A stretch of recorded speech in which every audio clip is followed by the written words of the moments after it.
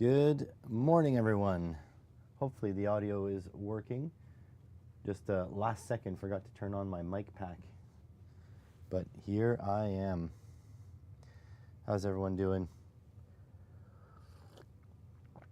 Hope everybody's good. Look at the sad state of my workbench. This is the result of the absolute nightmare that I was going through yesterday coding this little device.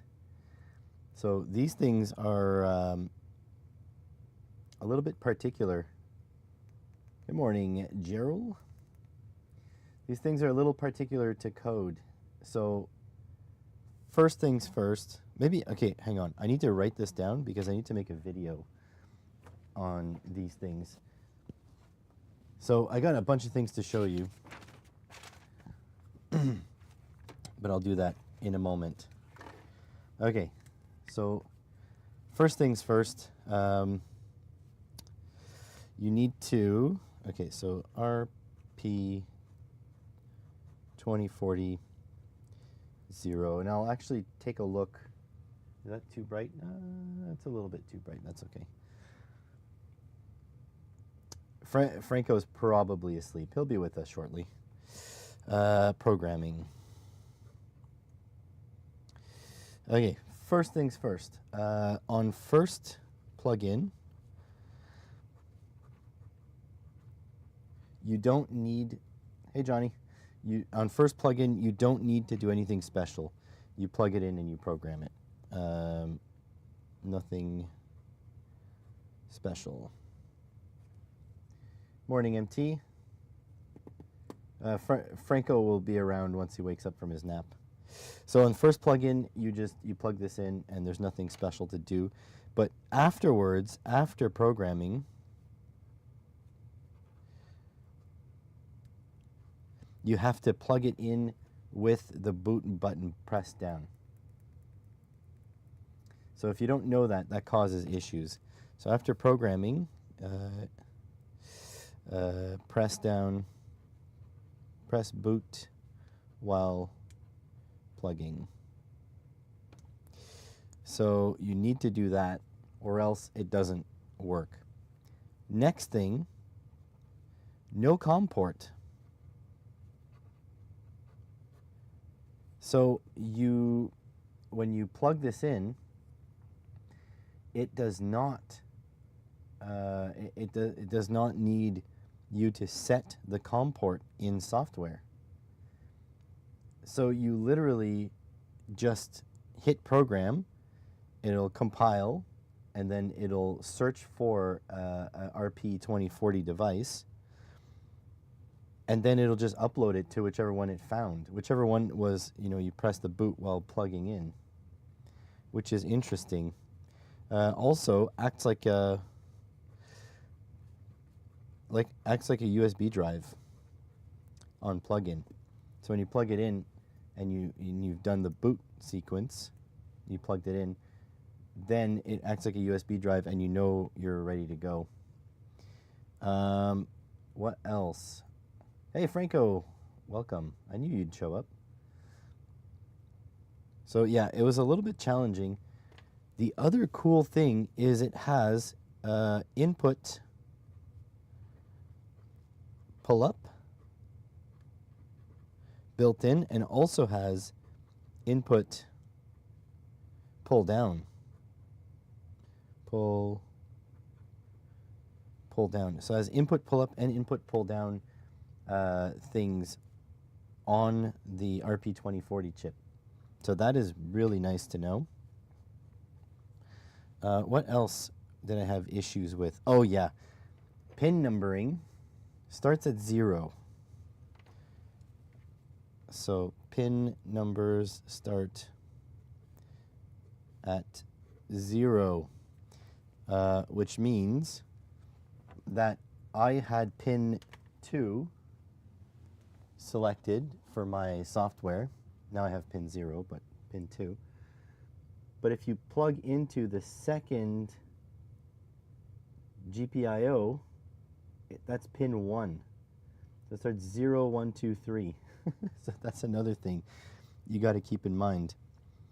Also, for some reason, there's a 3v3 port down here. See that 3v3? It's like the third focus, you fuck.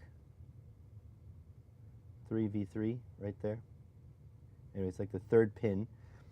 I wasn't getting any output off of it, and then I was getting output off of it. So not sure what the deal is with that, but yeah, that was another thing. So there is a 3-volt regulator, and I feel like it's this little device down there. This one over here. I think that's the 3v3 regulator. Maybe bad connection, possibly with my breadboard, I'm not sure. So those things are settled though. And I did get this thing to work, and it does turn a servo, but I did some more coding yesterday. So I think I've coded the entire project. We'll go over the code momentarily. I'm not a coder, but I was using, so you can go onto like ChatGPT and have ChatGPT do the whole thing. You can 100% do that.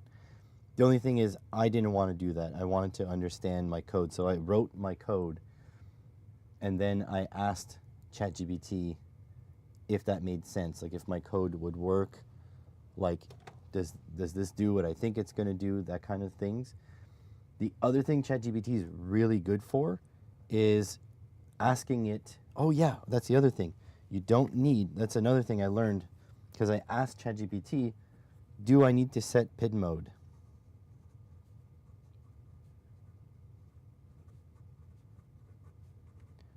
Pin mode. And the answer is no.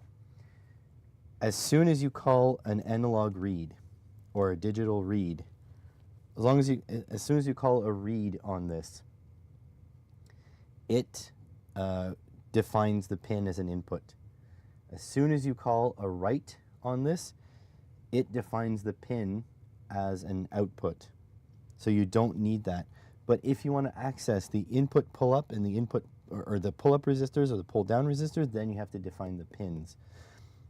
So that was interesting to know. The other thing is that it's a 12-bit, this is good because this is going to be a video. So it's a 12-bit micro. However, Arduino's, oh, what am I doing? Arduino's analog read returns a 10-bit value. So analog read equals 10-bit value. So if you want to get a 12-bit input from this, from an analog read, you need to read the input registers manually. So there's probably an example on how to do that, but it's beyond the scope of what I needed, so I didn't do it. So this is interesting. So this makes a video right here. I can make a video on the, and I'll have to ask ChatGPT if this is common for all RP2040s or if it's just this board, but I think it's all RP2040s. So I found that really interesting. And you know, I do want to use RP2040s in projects. I mean, I bought these. These are the 2040Ws. Yeah, RP2. So that's it. And here's the ultimate RP2040. So I've got a bunch of these chips to use. And getting used to them is another, you know, it's another story. The crazy thing is it's 133 megahertz as well.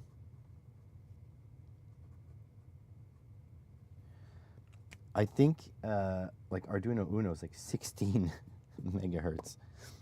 And the amount of power it uses is like nothing. I didn't even put it to sleep. So yeah, those are my findings from yesterday's coding. You prefer Oh, bed connections. How are you feeling, Johnny? You feeling any better today? It's been a couple days, right? Johnny was sick during the last stream. Sick of my shit. So, yeah, I did get a servo moving yesterday. Actually, I could probably demo it today. Let's demo. My workbench is a mess. All right, let's demonstrate. So here's the servo. So that is what's going to move. I have to do black connection. Yellow is positive. Black is orange. Orange, you glad I didn't say banana. And we're going to turn this on. Okay. Look at this little servo arm. Electrician was here, so I had to get out of bed. Started sweating. Should have just stayed in bed, yeah. So here we go. Turn the pot. The servo spins. We have more programming than that. This is not the latest software that's on here. I have to say, although I struggled a lot yesterday programming this little chip, I am getting way better at coding. So yeah, slowly but surely I'm getting better, because even though I struggled, I was able to make it work. And honestly, I only use ChatGPT as a rubber ducky, like as someone to explain my code to and see if it works. Let me open KiCad 2. I want to show you the boards I made the other day, which are uploaded to PCBWay already. They're not ordered yet, though. Let's see. I should have nothing on my screen. Ta-da! All right, so PCB. So now this is the mega adapter. This one, it took me so long to route the traces on this. This is insane. Let me just show you view, 3D viewer. So these are upside down. The more you do it, the better you get. Yeah, but when you take a break, I haven't coded in months, right? So when you take a break, you lose, well, at least I lose all of it. So it sits on top here. You've got access to the 10 pins that are on the back, those pads. You have to solder them directly onto this. So this would be kind of like a permanent prototyper. And then these pin headers would be on the bottom, but there you go. You have access to 5 volts, ground. All of these, the GP17, here I'll zoom it in for those of you with small screens. I'll go even bigger. So the GP17 to 25, they're these pads here. 17, 18, 19, 20, 21, 22, 23, 24, 25, and then ground. So they're, you know, use at your own risk type thing, because you have to use these. But then all the other GPIO should work, and then this you plug into your breadboard. So it'd be right in the breadboard. You'd be able to prototype with your small thing. Hey, how's it going, Dan? Another Dan in stream. You missed designing PCBs. Well, get to it, you lazy bum.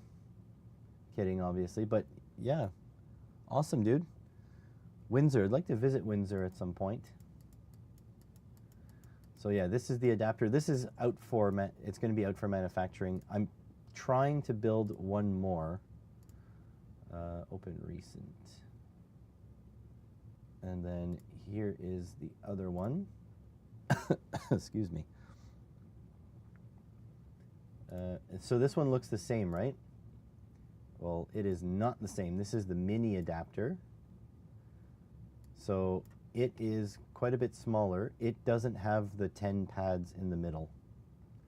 So much smaller adapter, much easier to work with. Probably what you what you're going to use your RP 2040 for will be this. This will probably be the correct adapter, but I'm going to have both manufactured, so if people want to go nuts, they can go nuts. So that one's done. Those two are finished, and the code here, I'll send you off to the naughty chair. I'll show you my code. I'm pretty proud that I'm working hard on commenting everything, making sure it is beginner friendly. Hopefully you guys can see that. All right, so first thing, servo library. Then you make a servo object. And then, you know, I have a bunch of variables. There's the pins here, pin 26 and pin 8. I'm gonna have to add more today. Better to have the pin numbering on top. The pin numbering is on top. It's just the graphic for the pin headers is upside down.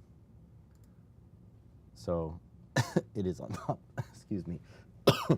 Just a little bit of dying here. I'm even using delayless debouncing, which is nice. Yeah, so because when you use a footprint, I could have flipped the headers onto the other side, but I would have had to do it at the beginning of making the board, and I didn't think of it, so yeah. All right, so this is here, the pin mode. You don't have to do this unless you want to use the pull-up. So that's why this one is in here. And then, so I'm tracking a mode. Okay, this is the deal. We have a variable called mode select, and mode select will tell us what mode we're in. If the mode select is in 1, essentially the servo will always be centered in the 90-degree position. So that's 1. If mode select is in mode 2, then it'll sweep the servo. And then if the mode select is in 3, then it'll go where the potentiometer sets it. So I'm gonna probably move these around to make sure that like it goes in order 1, 2, 3. And then here it writes the servo position, and then we add a delay. I could do this delayless, but I don't want it to run through the loop until the servo is done. So this is untested code, but we do need to add a couple more things. We need to add LEDs, essentially. So we'll do that too. RP 2040 footprint.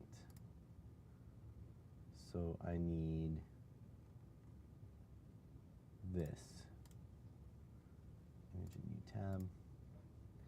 So I'm using pins 26 because it's the ADC 0 and pin 8. So I can hook up like pin 765 for my LEDs, for example. So let me write down which pins are doing what, and then we're gonna write a little bit more code, upload it, test it.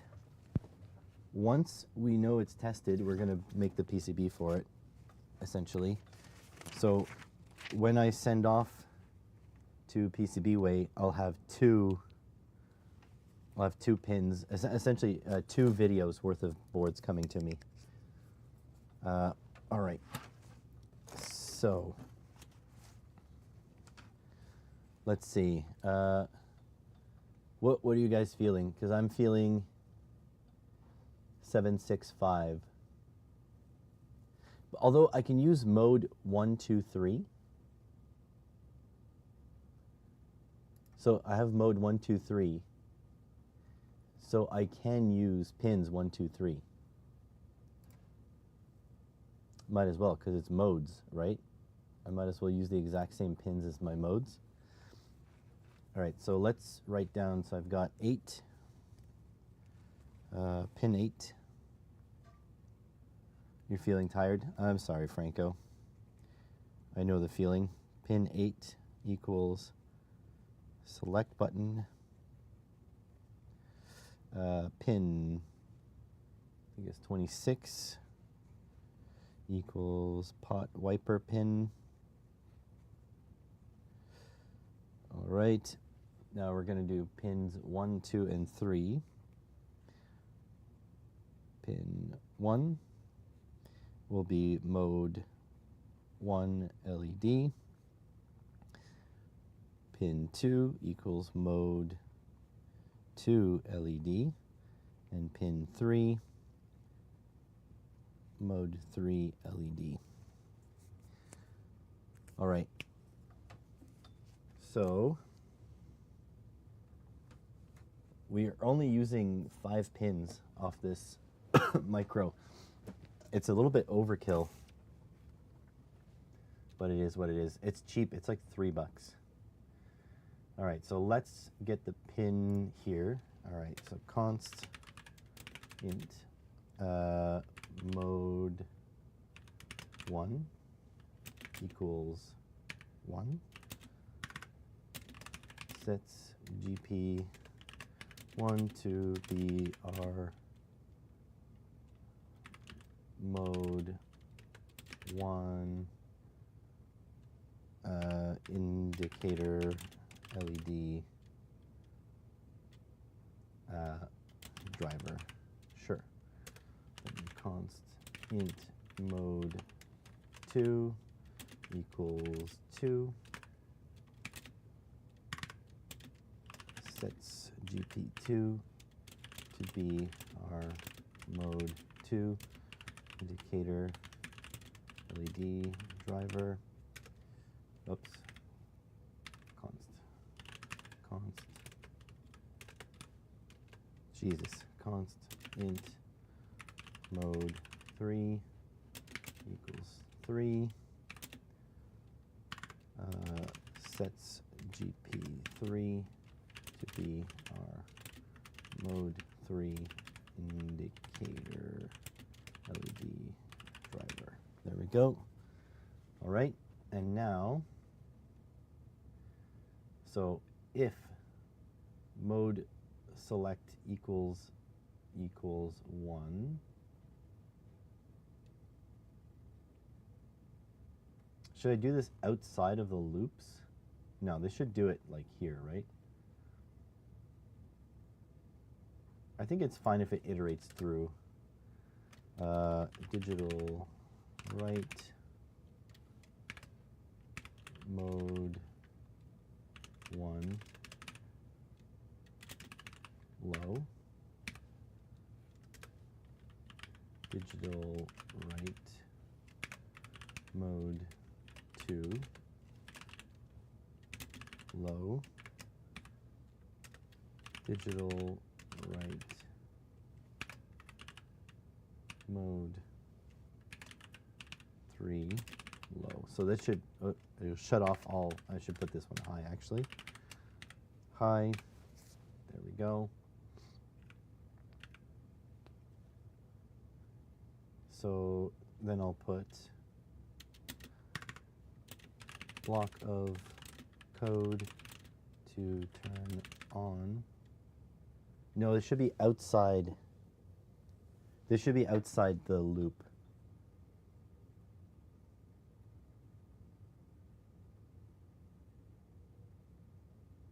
I'm thinking here. No, inside the loop is fine. That's fine. We're good. If anyone has any opinions, you can let me know. Block of code to turn on only our selected mode indicator LED. And then we'll grab this block of code, copy that into here.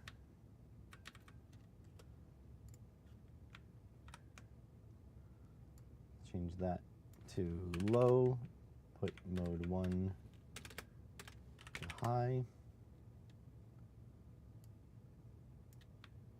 I'm sure there's a clever programming way to do this, but I'm not a clever programmer. I just work with what I got. There we go. So really simple. Gotta do my, if I don't do my commenting, I'm gonna forget about it. Sets the servo to center position when in this mode, like so.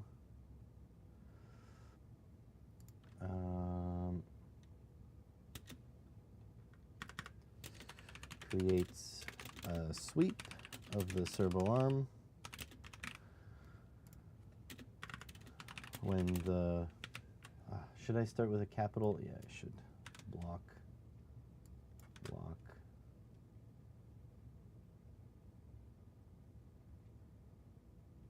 I have to go through and write, like, fix all my typing work. I was getting pretty tired last night, let's just say. Capital C, capital W. When the servo position is over or under the minimum and the maximum, flip it the other way. There we go.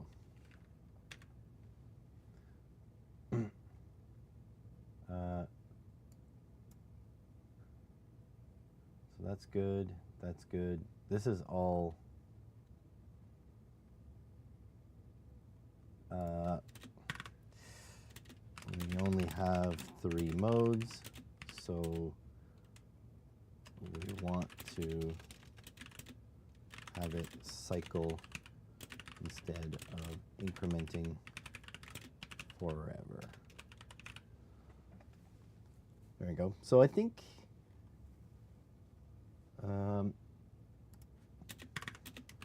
library needed to handle servo movement. So I'm just trying to put a lot of comments so that people can understand the code once I publish it.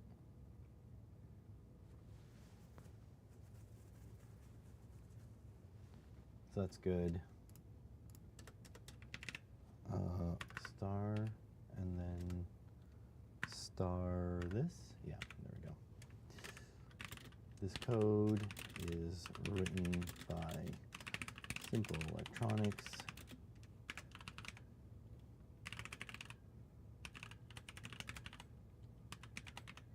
CA and then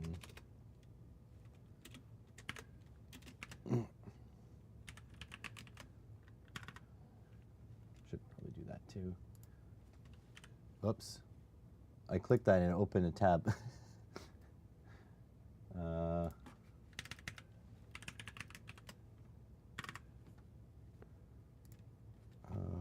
YouTube.com. Probably don't need the www, right? If I have the HTTPS. .com/simple electronics.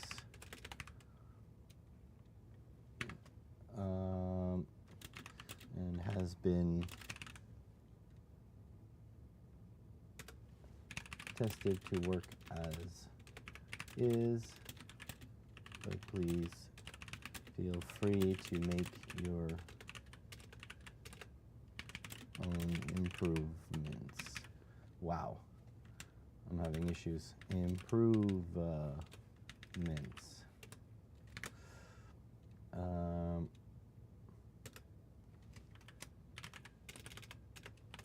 ChatGPT was used as a rubber ducky and did not wholesale write this code. Dan from Simple did. There we go.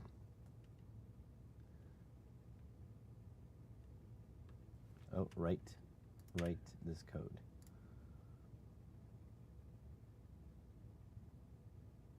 Good. There we go. So, yep, I wrote this code. My stuff is on it. Feel free to distribute as you wish. This was meant to help people who can't code well achieve their goals. There we go. So I think that pretty much covers it. So now we can program this. The only thing is we don't have switches and LEDs, so we're going to have to add those. But I'll add it to the breadboard, and we'll see how well that works. So as soon as we can confirm that it works. Oh, this is off already. Good. And hi, you see me in the reflection here. So I'll unplug this. And now I have a super long USB cable. So I'll grab this and I'll plug it into the, oh yeah, I have to plug it into the computer, but I have to also hold the boot. So I have to plug the long end in first. Oh boy, here goes. I have to say, although it was a rough start to programming with the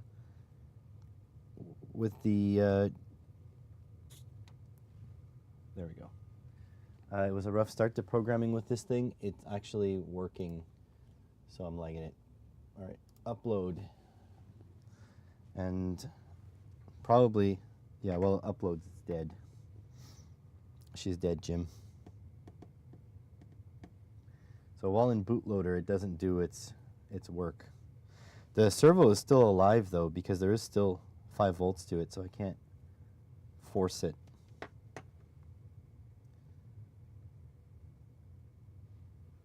Let's see, still compiling. Flashing. Oh. Okay, so you see, right now, it should be in mode 1, so centered. So that should be centered. Then we should be able to move it into, if I can ground it, we should be able to activate another mode. So mode 8, pin 8 is the mode pin. And I don't know if this will work because this is the first time I upload this version of the code. Do I have a jumper? Somewhere. Okay, here. I'll plug it into my bench. Breadboarding.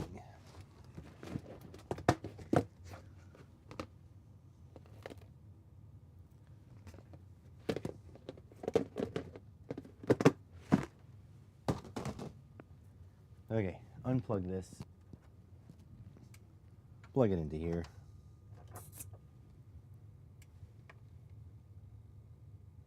Okay, that's apparently centered. No, wait, mode 1 is what?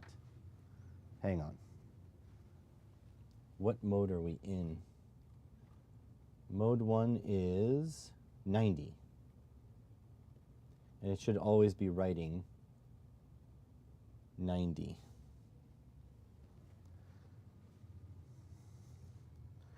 So let's see. Get out of here.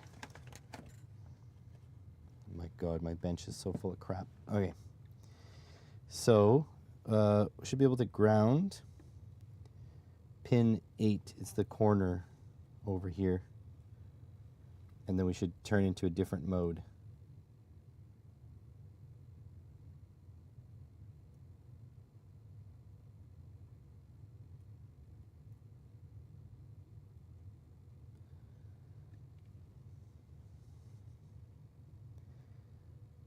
It is not working.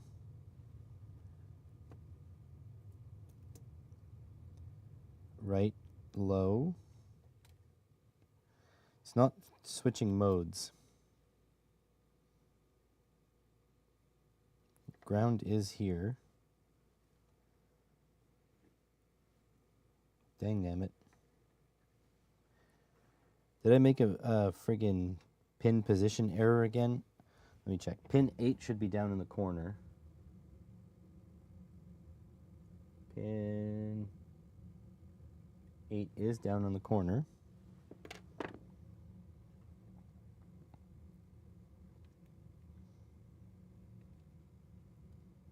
That should be grounding it.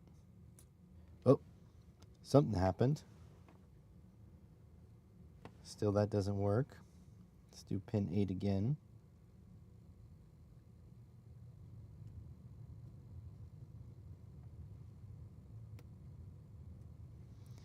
Not sure if my ground is no good.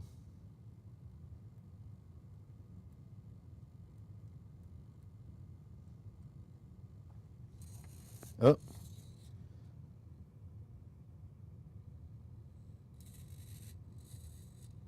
It's doing a sweep now. I'm going to turn this all the way to one end. I think my...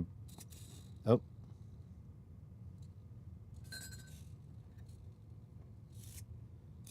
Okay. Now we're doing the control. I'm starting to get concerned why this is so hot. Oh, can you guys see on the scope? I'm actually scoping the waveform. I'll just turn cursors off. Menu gone.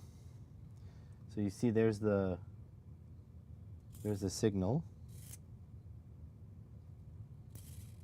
I think this servo is pretty crap because the signal is working.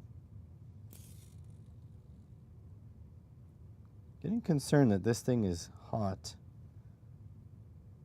I wonder if this is not a 5-volt servo. Okay, well anyways, that works.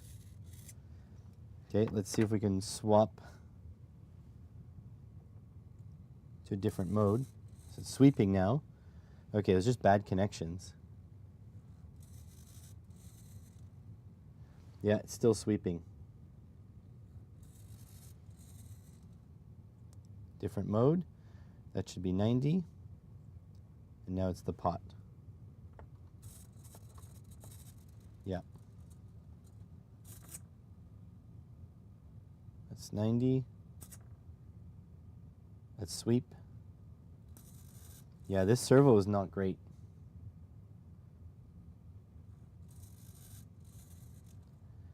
This is working though.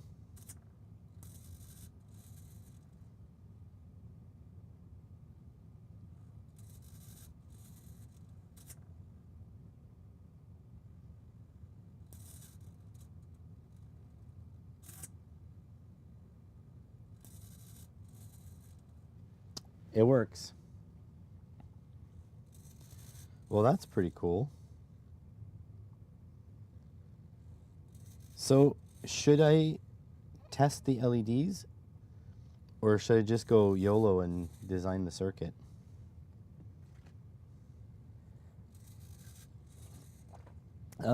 Yeah, I have a cap here. It's not directly on the servo power, but it's adjacent. It's close. Hey Curtis. The thing is, this is a used servo from something. If I were to find, I don't have like a known good servo. I only have servos that are completely untested, or some that are pulled out of stuff, and God knows how long they've been pulled out of stuff for. Let me see. I am scrounging through my box off camera. That's exactly the same servo, so that's not going to help. I have this big beefy guy, but again, look, like untested, still in the package, fresh from China. So is this one going to be any better? I don't know. It draws a lot more current though. I don't know if I'm going to kill the USB power here, but can try. Let's put a servo arm so we can see. Franco may have fallen asleep. He was saying he's pretty tired. Boy, do I understand. All right, so, but like this, the servo signal works, so that's not the issue here. Where's my black?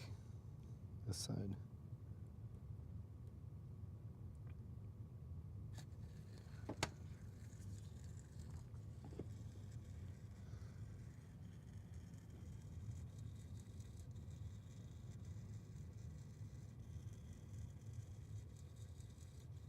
Let's center the servo horn because we can. So is that? So that is 90 degrees. It should be 90 degrees.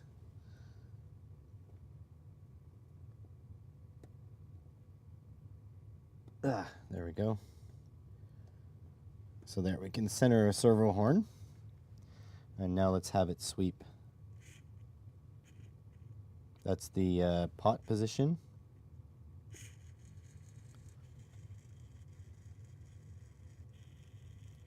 So it goes 45 to 45. So yeah,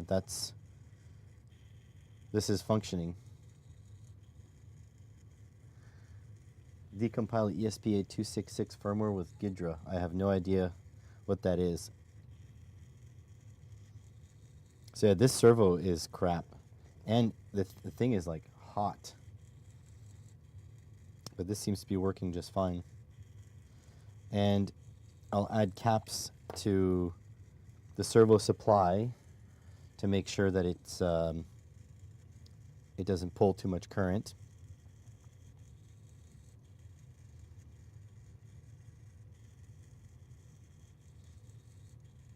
But I think that's perfectly fine. The other thing I want to check though is these servos, because these guys don't use 3.3 volts. They use 12 volts. They're 10 to 12.6. So if I give this 12 volts, is it going to accept that that signal, the 3.3 volt signal? So if I plug this in like this and plug this in like this, it's 12 volts in ground. But then I need to link this ground to there. They have to have the same ground. And then will it accept? Maybe, I guess I'll just put this ground in here.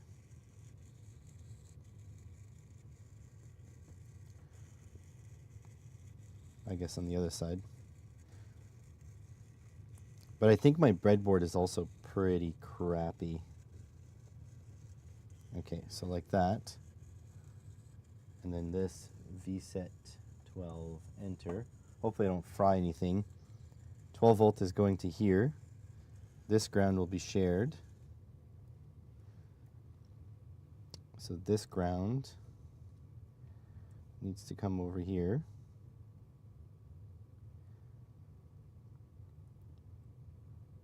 Get in there.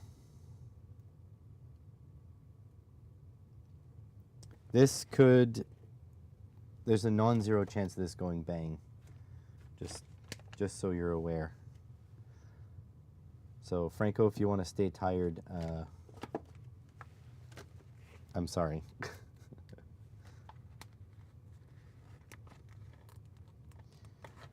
I think the only thing I need to check is the brightness of my LEDs and pick a resistor for it, and then we're good to go. Look at the friggin' chunk of this, because this is a 150 kilogram servo, so they say. All right, here goes nothing.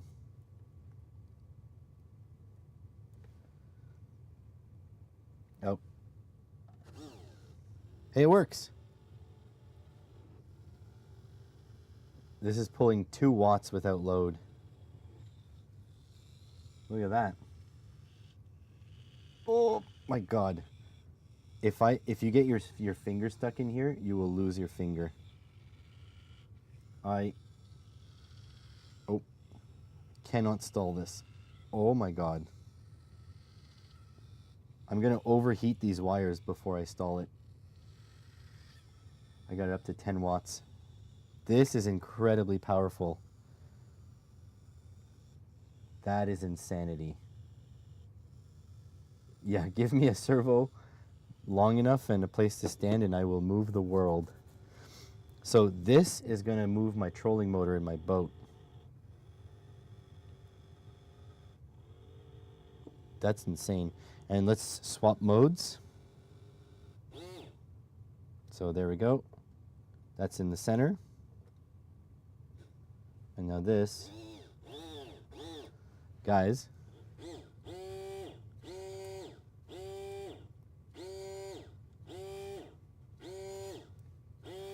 I've written a thing.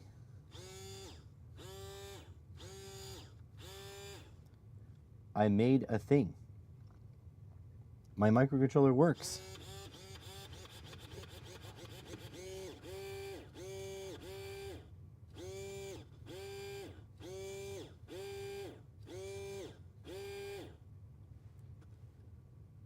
A little bit like the connections are dicky because it's not very good.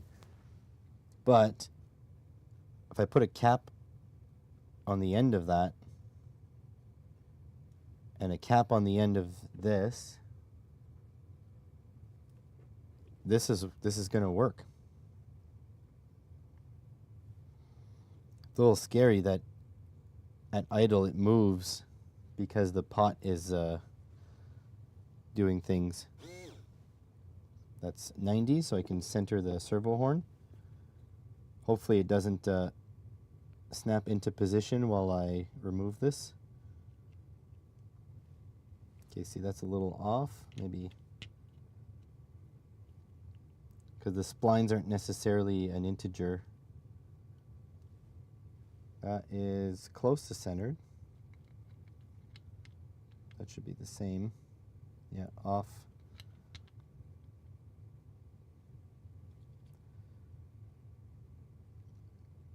It's insane how strong these things are.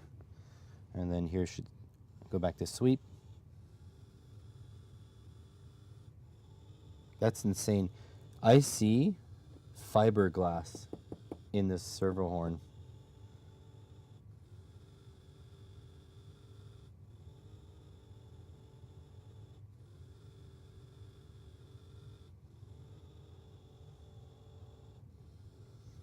Cool.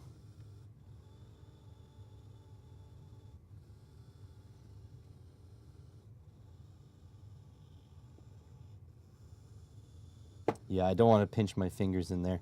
Do I have something that can maybe demonstrate?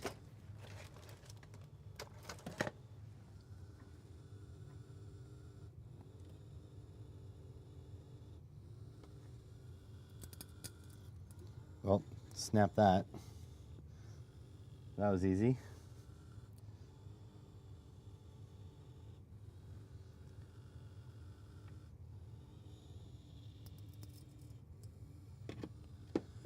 It's just like it doesn't care. I do have something stronger. If I can find one. I have little dowels. Very small ones, but they're stronger. There we go. Yeah, snapped. No problem. Like, they're not super strong, but they're quite strong.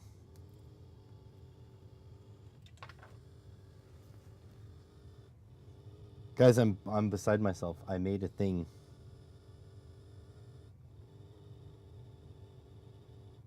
I'm deciding there's 3 mode LEDs. I'm gonna put 5. If I figure out other modes, I'm gonna do that.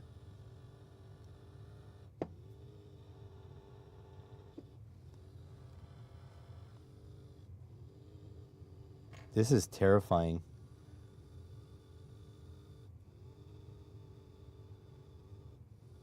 Okay, so enough of this before I destroy my finger. Enough of this. I'm gonna disconnect this. Ugh. Okay, so it's on to the PCB now. So let's do that. I think the Chinese New Year vacation is ending very, very shortly. So I very much want to get this done. New project. Project. Do I need a folder? Servo tester. Did I do that right? Hang on. I'm going to bring you back. Yes, I did that right. All right. There we go. So let's do a schematic.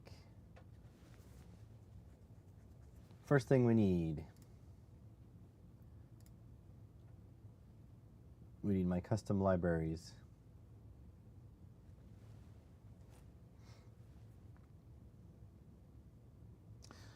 Turns out I am live on my channel, folks. Oh wow, this is taking a while. All right, RP 2040, custom symbols. There's the RP 2040 0. There we go. And what else do we need?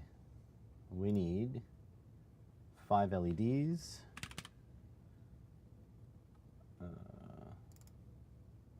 One. I'll put them somewhere else. 1, 2. Move.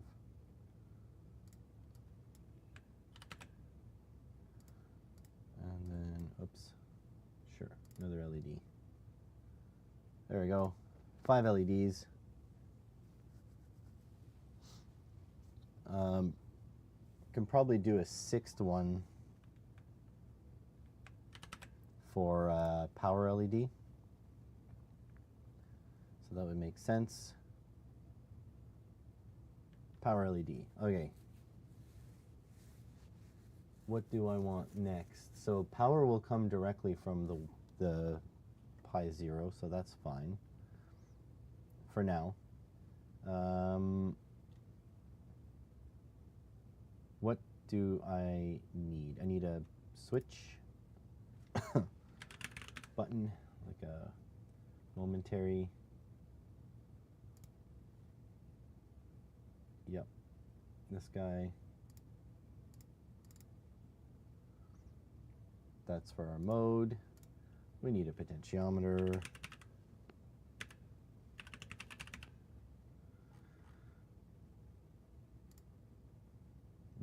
Not shielded.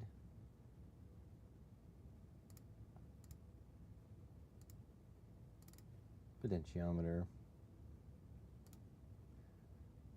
What else do we need? We need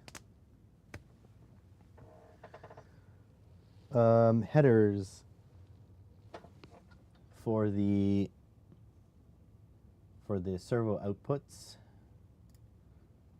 So pin header. No, it's just connector. Let's say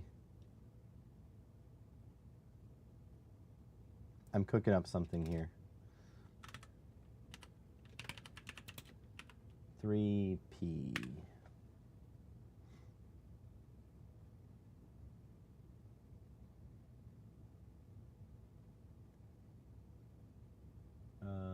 Three.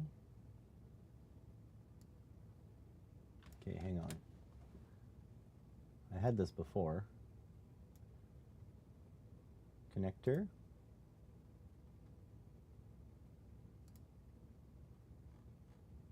Oh, here. Socket. It's CONN, C-O-N-N. 1x3 pin socket. Okay, so I need one of these. So 5 volts, ground, and signal. And then I want to duplicate it, and I'll show you why. Because one will be V in, ground in socket. So you'll be able to connect my 12 volt servo on it as well. We've got pot. We've got these. Is that it? Am I forgetting something? So you connect the servos onto this. Push button to change modes. LEDs to display the modes. Servo. I think that's it. So that's interesting. All right, so no connect flag. So these are going to be all connected.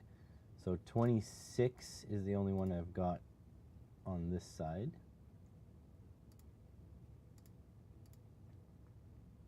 And then I have 8.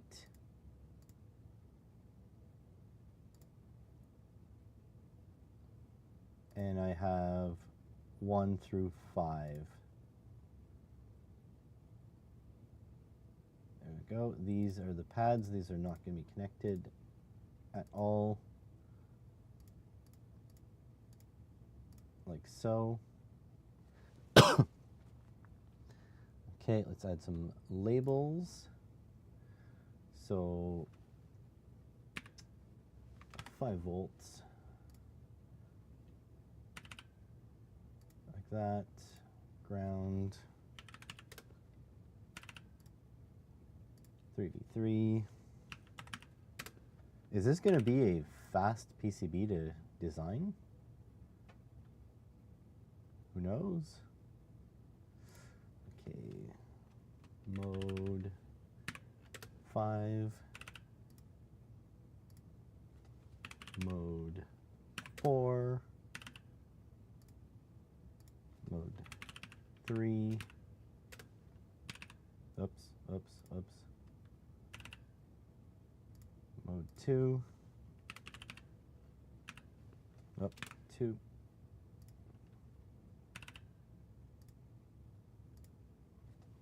Mode 1.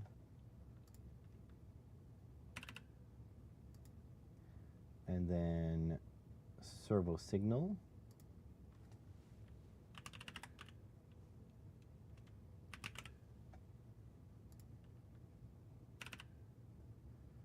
And then mode select. Mode cell. I'm going to put an underscore so I can see them better. Mode cell on 8. Let's see, I'm just making sure. 8 and 26 not connected yet. 1, 2, 3, yeah. Okay, so if I edit this one, servo sig, and then label pot.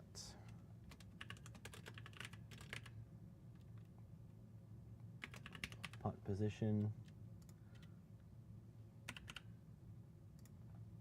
There we go. This seems weirdly simple. I am doubting myself. Is it too zoomed out for you guys? Let me know if it's too zoomed out. Okay. So for the servos now, the servos are always going to be 5 volts. So I'm going to put 5, 5, 5, except when they're V in. Oh, I need a terminal block. I'll grab that in a second. Yeah, I'll grab that in a second. All right, so 5 volts. Technically, I'm gonna put them properly. X, V, K, like that. And then servo signal will always be on one side, always be on one side, like that. And then this will be V in.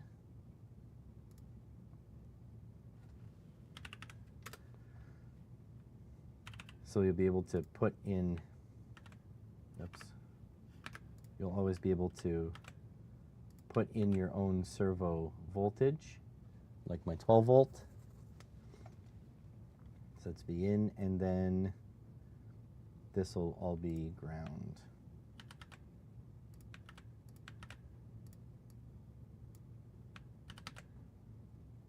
Like so. Good. All right, now that's the servo connectors done. I'm going to move these over here. So 3.3 volt device, so my pot always has to be 3.3 volts, and then ground, and then pot position. Oh, I'm going to need to bring the caps in as well. So we'll move this down a little bit out of the way.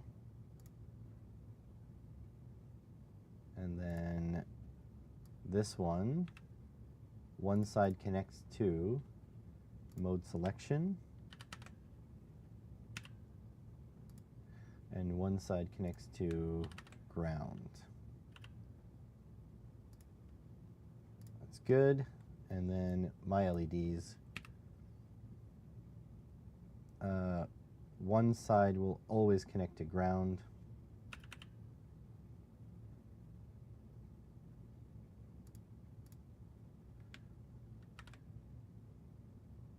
Oh wait, no, through a resistor.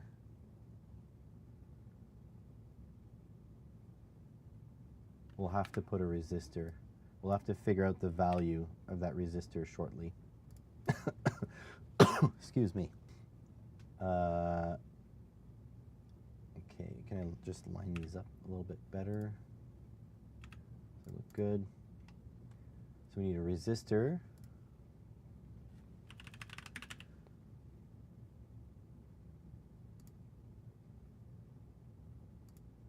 Small resistor.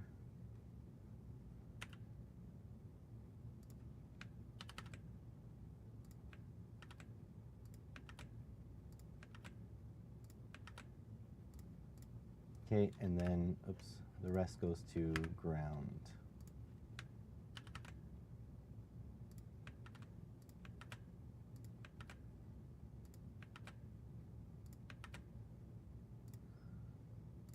And then this will go to individual. So R1, I want it to be connected to mode 1. Or, sorry. The LEDs. Hang on a sec. Annotate. Hold on. Clear. Reset. Annotate. D1 is now with R1. Okay, good. Makes it easier.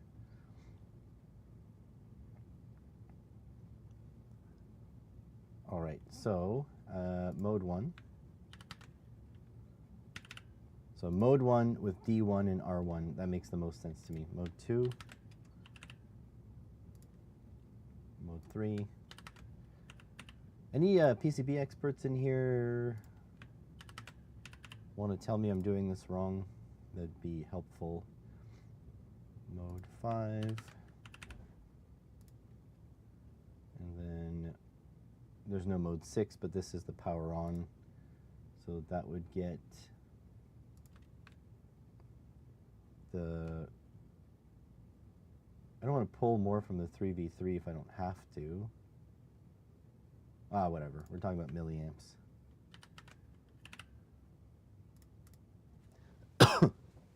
Okay. Now, 2 terminal blocks. So 2 connectors. 1x2 pin. We're going to add 2 of these. J7 and J8. And this will be 5-volt in. So if you don't want to use USB, there'll be pads that you'll be able to use. And ground. And then this one will be V in and ground. There we go. I think this is all I'll need.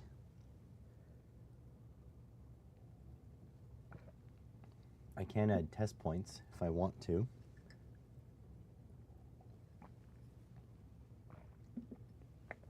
Or you can take off. But I think this will work fine. Am I missing anything? I have a features list that I kind of made. No, that's going to be a push button now. Yeah, you can use the regular pads for the LEDs. Pot, you can mount that external as well. Oh, capacitors. Capacitors, capacitors, capacitors. Okay.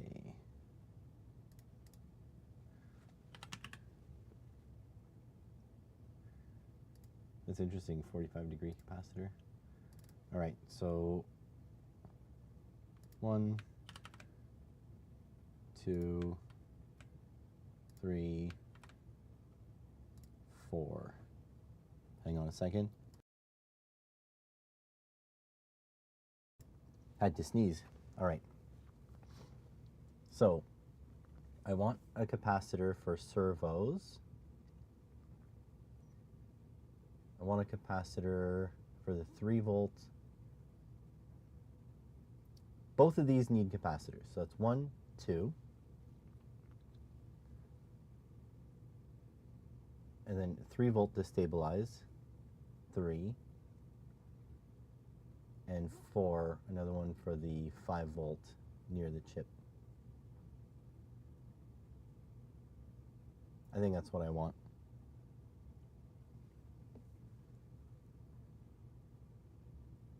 What else do I need? Servo signal, no. Mode select, no.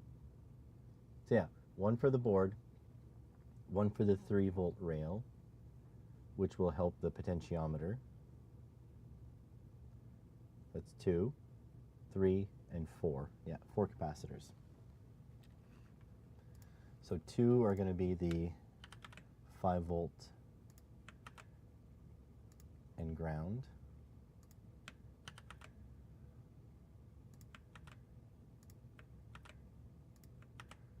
And then 2, that's 5-volt and ground. Then 3v3 and V in.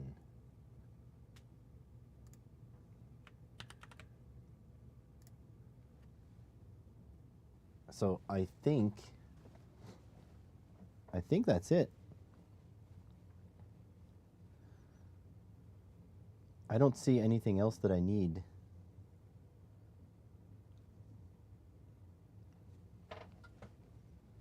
I think that's good.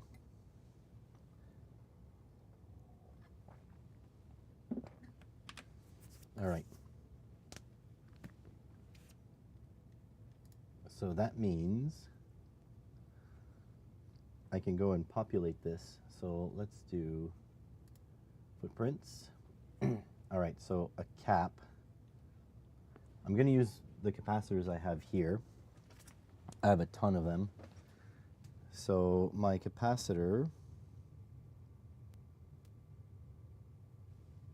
what is it? 470 micro. I'm going to have to measure it. Let me pull out another one. Pots and caps. Oh. Big stretch.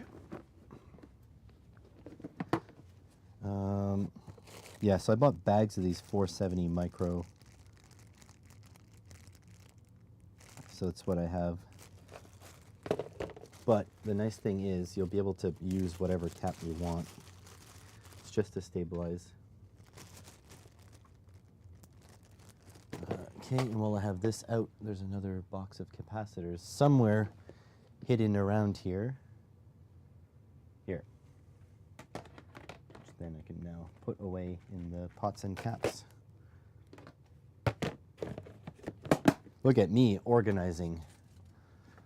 Even though it's just audio organizing, you guys can't see it. All right, so my cap measures. The barrel is 8 mils and the leads are 4 mils apart-ish. 8 mils and 4 mils. So let's see, this capacitor through hole. 8 mils. Oh, horizontal. What about vertical? Diameter 8. I think it's 3.8. This one. Yeah. The only thing is pin 1 is positive. Are they all?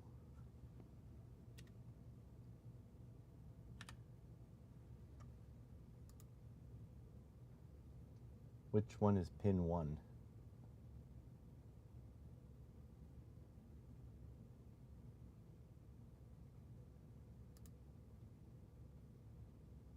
Pin 1.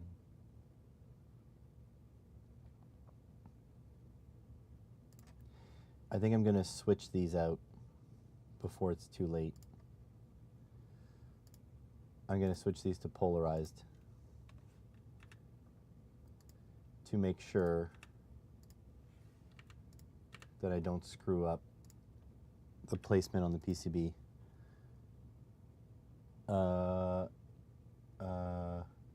Oh, yeah, you're right.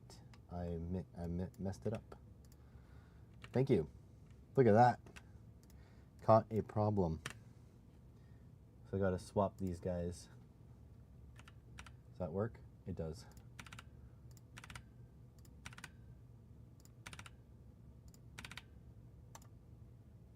Good job. That would have been embarrassing. Okay, now my caps. I need cap polarized. Does that fit? No. Cap polarized. There we go. I need to rename it. V, Control V. Did I leave a cap here? Why is this cap 2? Oh, there's cap 1. I'll just swap these. Okay, now I'm confident that I'll be able to handle this. All right, footprint assignments. Cap 1, capacitor. Diameter 8, 3.8 legs. Yep, 2, 3, 4, LED. LED through hole.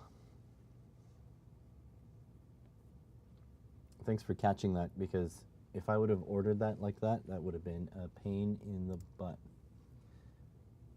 Yeah, 5mm typical LED. I'll probably run red in this case.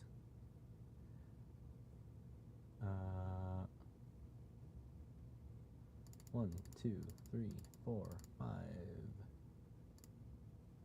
6.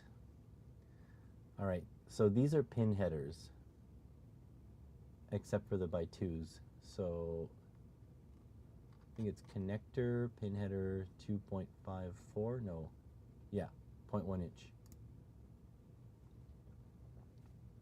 And we want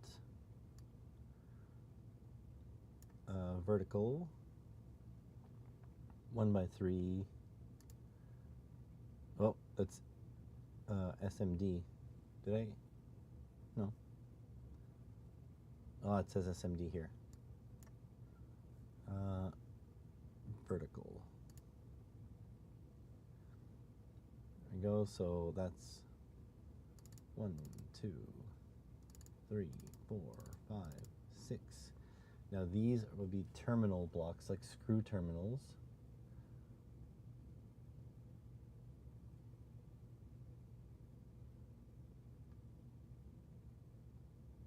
To be honest, you could just use pin headers for these two.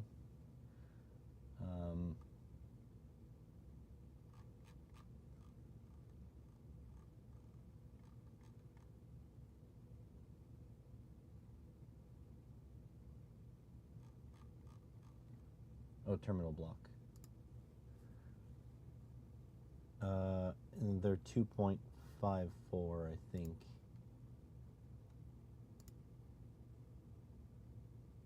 .54. I don't think they need to be that big.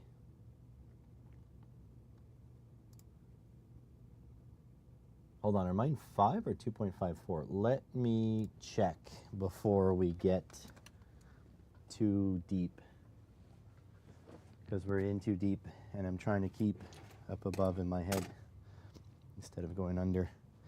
I think I have some in these little boxes. Yes.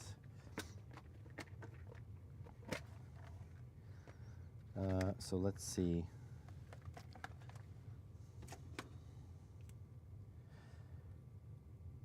Like so. 0 that. This is like 5mm.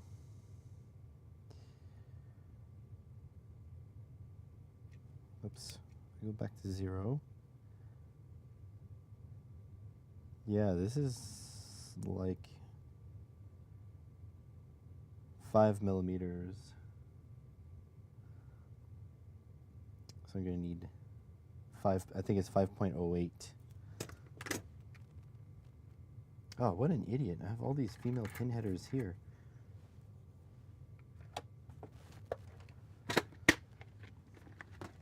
All right, 5.08. Yeah, so this is it. This is the correct one. So 2 of those, can use them, can leave them unpopulated. Resistor. I like standing my resistors up. They take less space, but I never remember.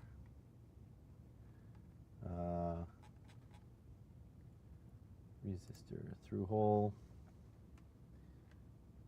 and I don't know what the body diameter. Vertical. So I like vertical.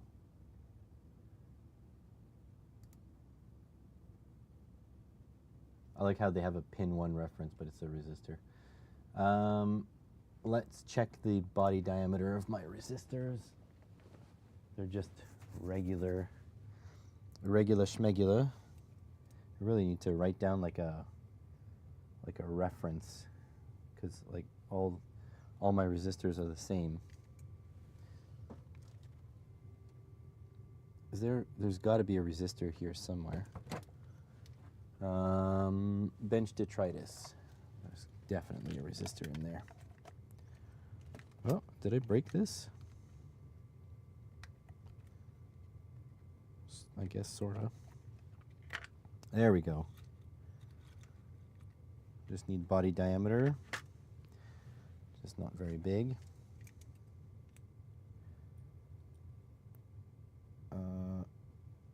2.3, so let's say like 2.5 mil, something like that.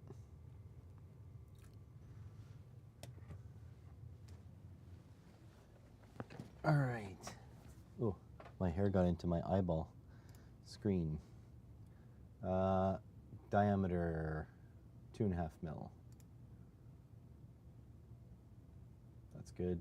So 1, 2, 3, 4, 5, 6. Potentiometer. Now I'm conflicted. I'm very conflicted because I don't like these pots. So these guys have a 2.54. Oh, my screen turned off. That was weird. So this has a 2.54 pin spacing, right? Or 5.08? It's 5. It's double anyways. 5.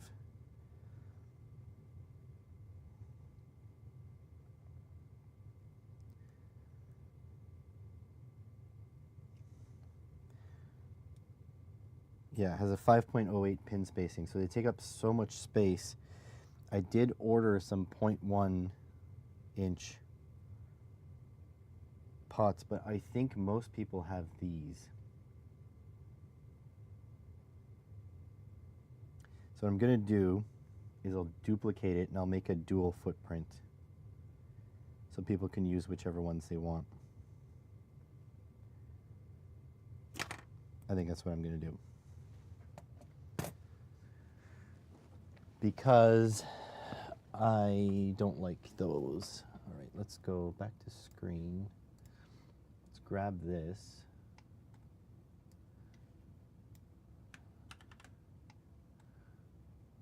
There we go. So now only one will be populated, but we'll use 2 footprints so that people... I really don't like forcing people into one style. Like 5 mil LEDs is whatever. It is what it is. But the fact that you only... Is there a refresh? View. Undo. No, whatever. All right, so if I go potentiometer through hole, I'll have to rerun this. Actually, I'll just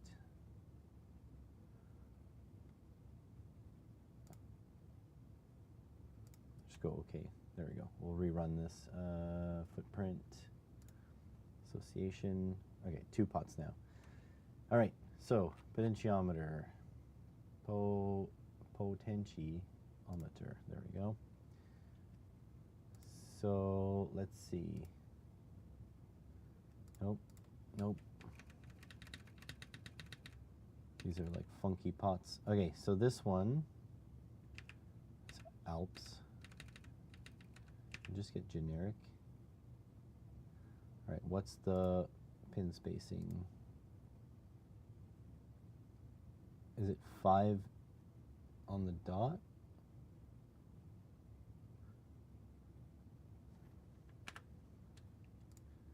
I don't actually know which pot I have.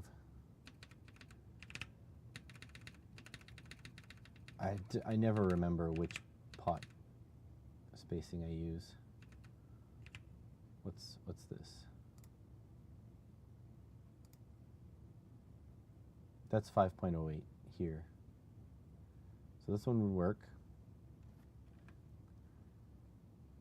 DFP, always great for future use and versatility. During the pandemic, everything had multiple footprints. Yeah, that makes sense. I don't know what DFP means. 1, 2, 3. Let's just make sure. 1, 2, 3. Yeah, that's good. Designed for production, is that what it is? Dual footprint.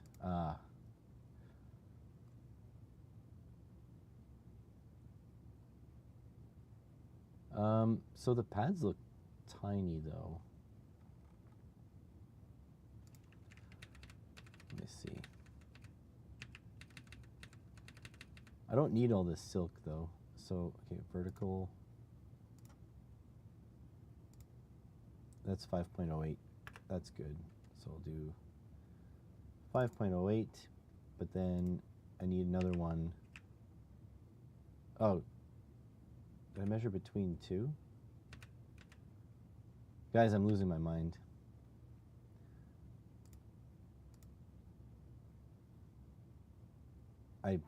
Okay.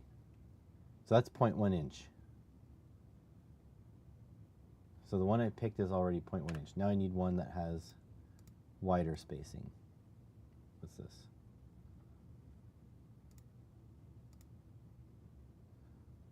.54, no.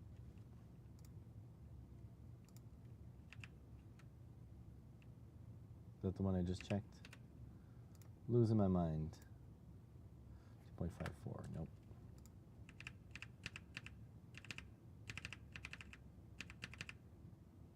That looks big.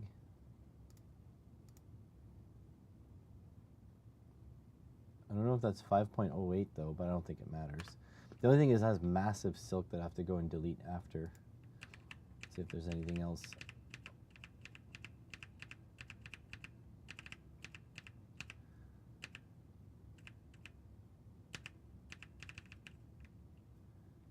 What's this?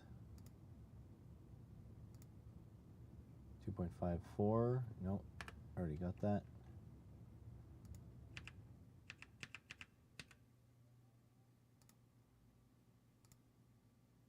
.54, nope.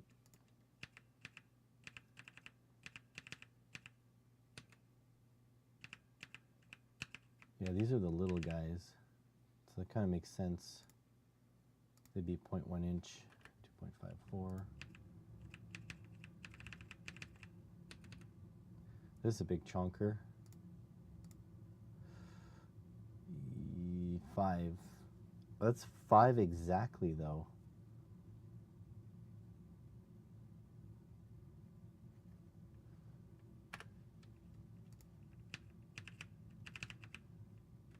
Also don't want to have to go in and delete all this silk screen.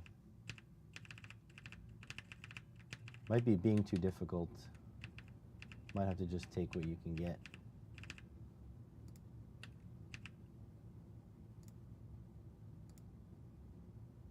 .5.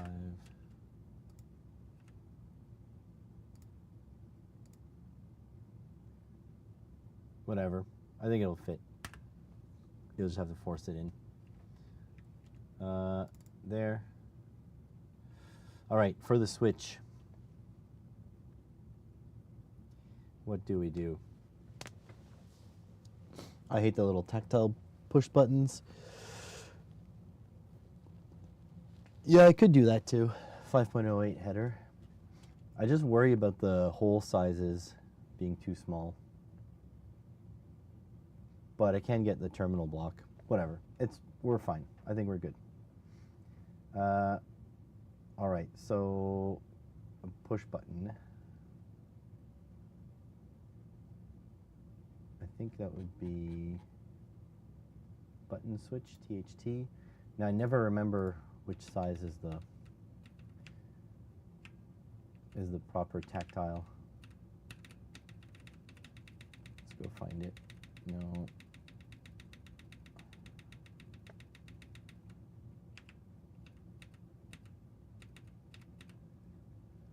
So these are them, but I don't think it's 12 mil, 6 mil. I think that's it.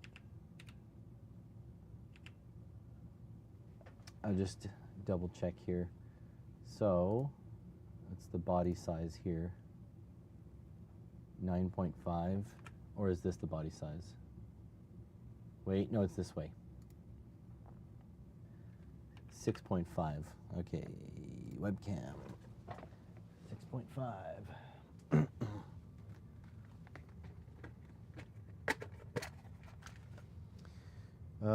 Not in this one. Oh, look at all the friggin' pots I have. For someone who hates these things, I sure have a lot of them.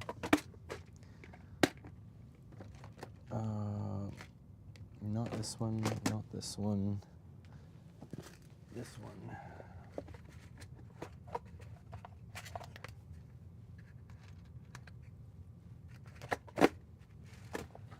So I think it's 6.5.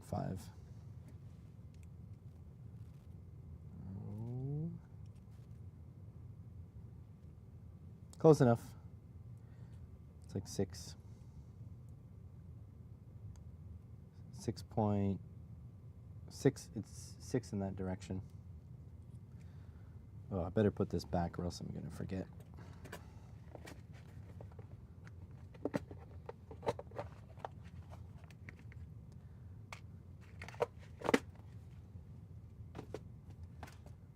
All right.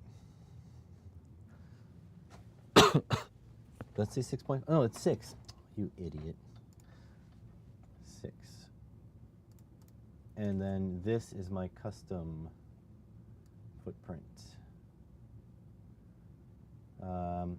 Was it uncategorized? I don't remember now. Hey, look, I did stuff already.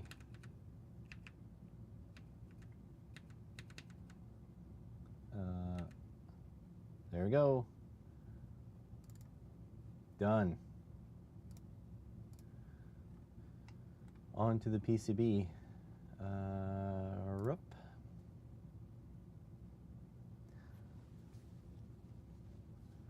All right, so let's update PCB from schematic. Update. Oh, warnings. What? Warning 0, errors. Oh, the missing pads. That's okay. I'm not worried. Okay. Move. So I want this to sit sideways on the edge of the project. Let's put a grid spacing 2.54. We're going to rough in our parts because this will be a functional thing. So we want things to be ordered a little bit. So like the modes will be like over here. Let's put the mode ones like next to each other. 2. Space them enough so we can see. 3, 4, 5, and then the power LED will be somewhere else. And then the resistors move. So it looks like that'll have to be here. Really wish the text would have moved with it. Whatever, doesn't matter. 2.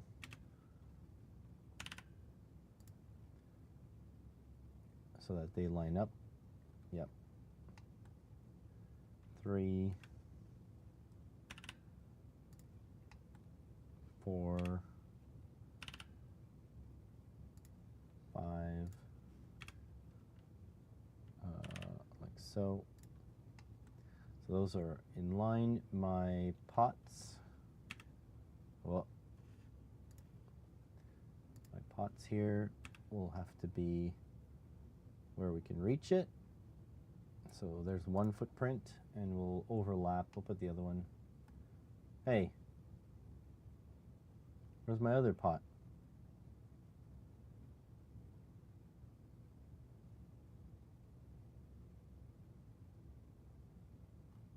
Am I? Oh, it's there. Idiot. Okay. This, I'll have to violate the keep out orders or whatever. So let's actually edit this right now. Edit footprint. All right, so courtyard. let's grab this one.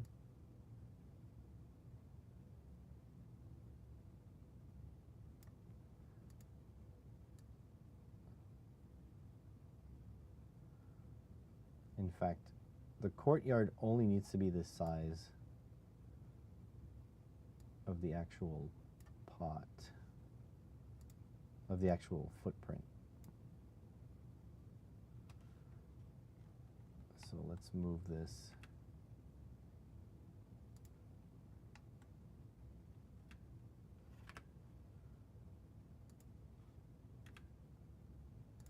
Like that. Grab this, move it here.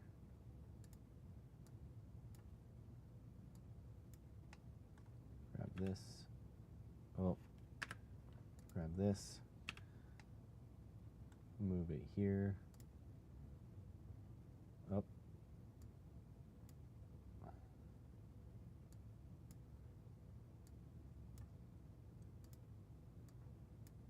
There we go. All right, silk. Really don't need the silk for the pot.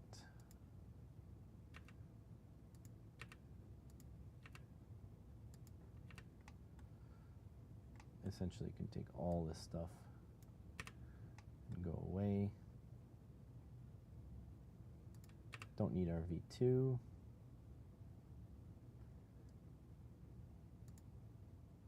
And then the fab lines also don't need to go that big. Really can shrink it to the same size as that courtyard. Here, put it there, put it there, put it there, put it there, put it there, put it there, put it there, put it there. There we go. That's our thing. Save. Is that it? Good. So there's our two pots. We'll move this one forward. Oops. Move this one forward and put the big one. Put the big one in the back.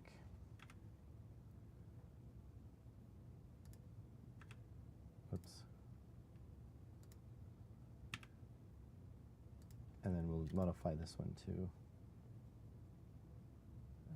1, 2, 3, good. That's all linked up. Edit footprint.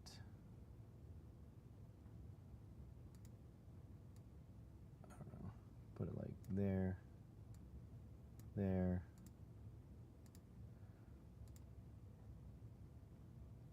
Silk screen.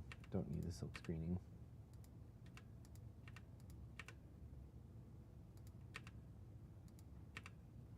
There we go. Save. And we're going to move this. Yeah, I think that's good enough. Okay, that's good. Push button over here as well. Push button. Okay, so this is going to be a tiny board, which is good. Like so.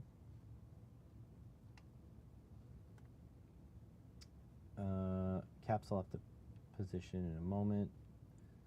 This is the 5 volts, so this will be close to here. Be able to import stuff, and this will be like the power side. So like that.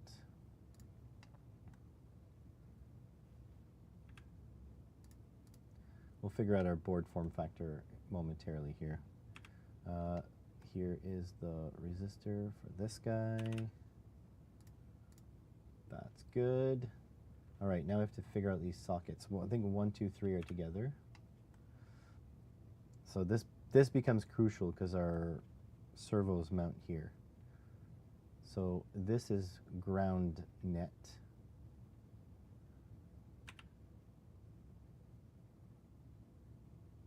We're going to arrange these together, and I'm going to deal with them momentarily. So ground net, 5 volt net. So 5 volt goes in the middle. The important is it has to be 0.1 inch away. So that's there. I'll have to remove the courtyards on these guys.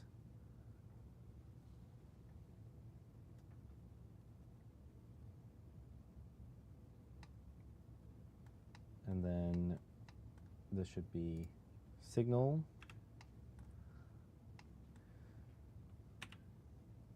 So again, 0.1 inch away. Make sure my grid is actually at 0.1 inch. It is. So yeah, we're gonna have to ignore these courtyards. There's no choice. And then this we can rename. So rotate it, edit, ground, oops. Ground. Look, someone's sending hearts in my chat. Very nice.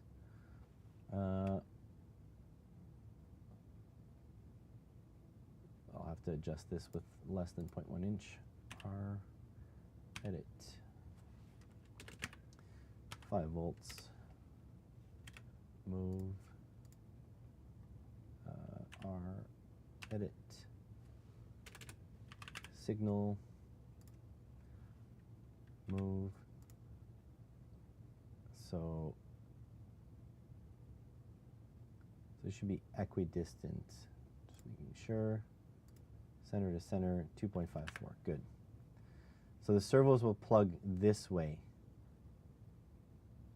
And what's cool about the servos, if you hook it up backwards, then you just ground the signal. So it's very simple. All right, next.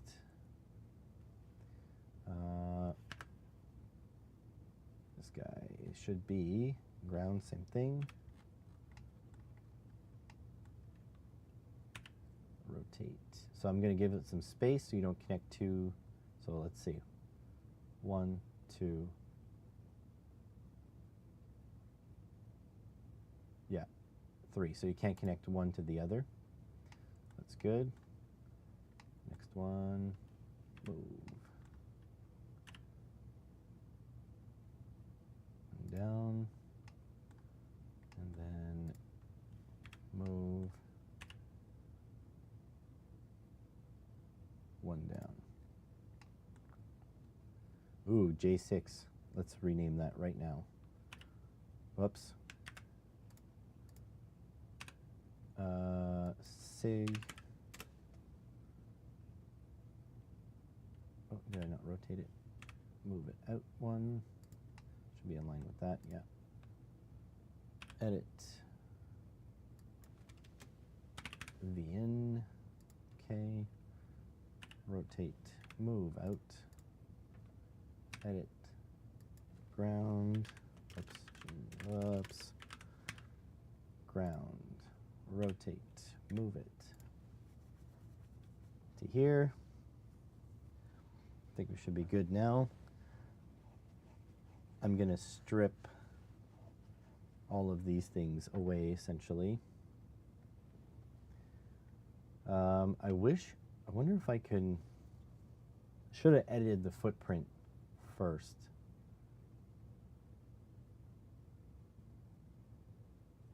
Oh well, it is what it is. It doesn't matter. This, edit.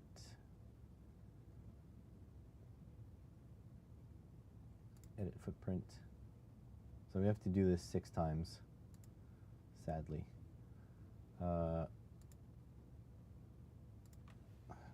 Delete the silk, delete the silk.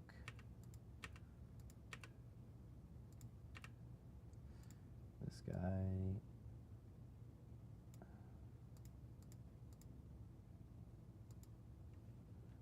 Oh my God. Let me select it. There we go. This guy, this guy. This guy.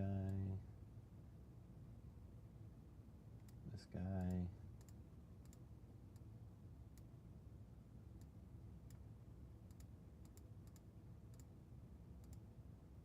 This guy. That wasn't too bad, but I do have to do it a couple times. Oh, it's still going to be too big. No, it should be about the same. All right. Edit. Edit footprint. All right. Get rid of the silk. Don't need the silk.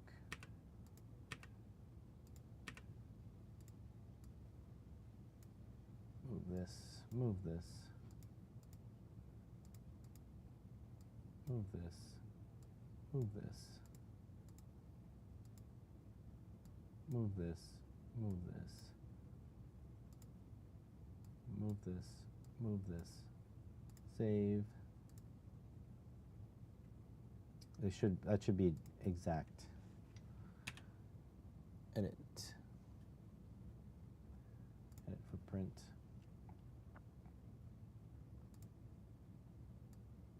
Down, down. Oh, I should probably delete the silk first. I'll have issues clicking the silk.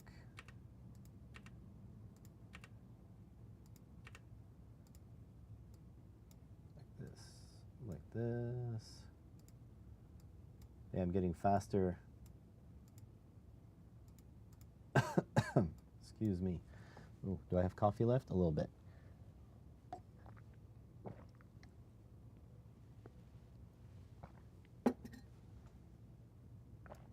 Coffee is the lifeblood. Save. I don't know why this is so, there we go. All right, that's saved. Good to go. Edit, edit footprint. Delete the silk. 3 more to go.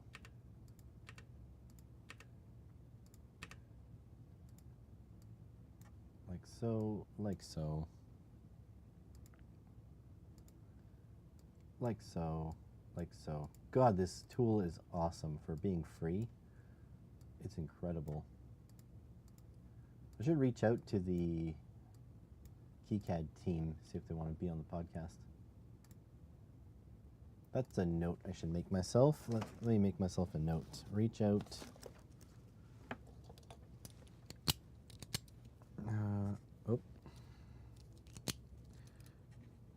Reach out to KiCad devs for podcast.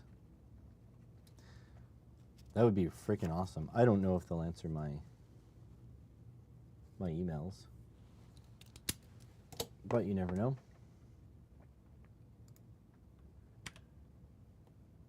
The thing is, there's a ridiculous amount of talent everywhere you look. It's just hard to get a hold of them or to have anyone, like, the devs probably already volunteer their time to the KiCad Foundation, and then have them volunteer their time to come onto the podcast is another ask. So I wouldn't blame them if they wouldn't be interested.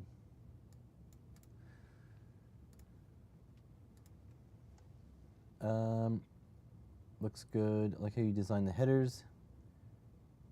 Oh, that is not my design. That is how a servo works. So, well, actually, this is probably easier with this style. So if you look here, ground is on one side, and then white is the signal on the other side, and then the power is in the middle. So independently of how you plug it, you never short anything. One of them showed up on Superhouse TV. Well, I think Superhouse TV has like 100,000 subs. So, yeah.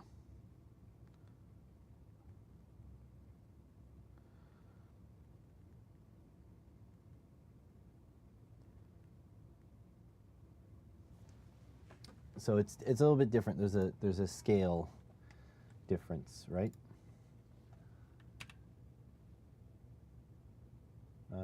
Edit footprint. I think they have 100,000. I don't know. I'll check. I mean, the thing is, the other problem is that when they come onto the podcast, we're not equals. I'm just a hobbyist. And a lot of these people are incredibly smart. So to have, we don't have the conversations, I think, that a lot of people that are intelligent like that want to have. That's safe. There we go. All right. That should work. Now I'll change the grid to half of that, and we'll grab this, move it half, this, move it half, this, move it half, this, half, oh, this, half, this, half, back to 0.1 inch grid. There we go. So this is set. So this doesn't have to move, this block, no matter how we organize our board, this is done. So we can, like, if we want to move this down 1 or 2 or whatever, we can just move it like that as one block. Same thing with these resistors and LEDs. They're nice and set. Same thing with these pots. We're good. All right, switch is good. So now the power on, probably put it like to the side here.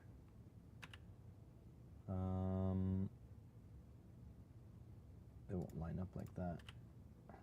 Move. That looks good. So servo's out to the side. We're probably going to want to move this over one. Have the servos have a lot of space. Oops. And then what about if we move this like here? Right up to that. Move this like here, sort of like right up to this. Oops. And then we move these two, which are paired. Can put that in the middle there. And this just about centered, has to go up a half step. Grid that like so, because it doesn't have an equal amount of pins. And then we can grab this. Oh.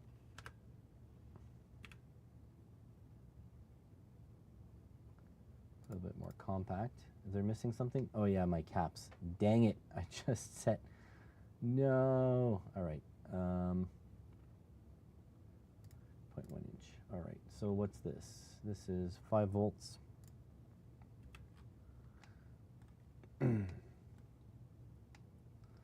So I need one on this side. Okay, so this is why we made this as a block, right? So we move this over a couple.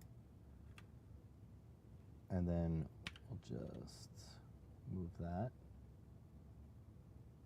And I think I need to change the grid for 1/2.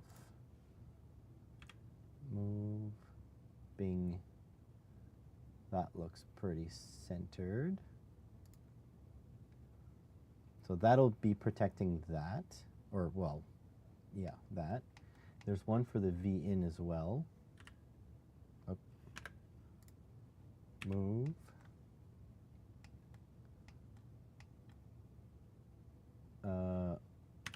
Probably the same way.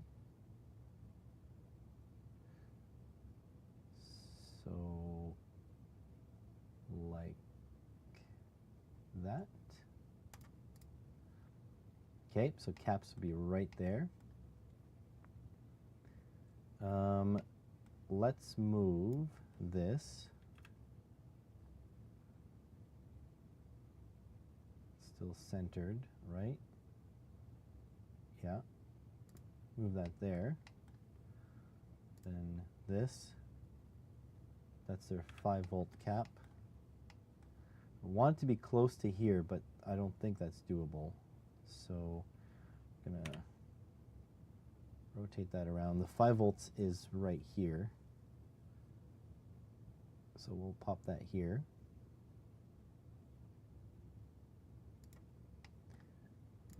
And we'll pop this one.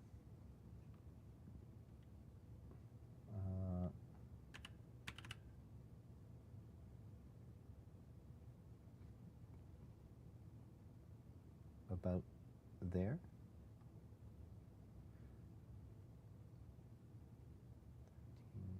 About there. All right, so now is the big question. This I can center about like here. Get my fat fingers around it. 3 points for electrical, 5 points for aesthetics. Thank you. Appreciate it. All right, now let's see. How big is this board? If this is more than 10 centimeters, we have to undo it.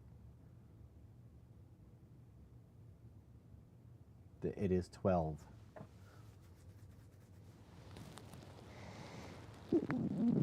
It is 12 centimeters.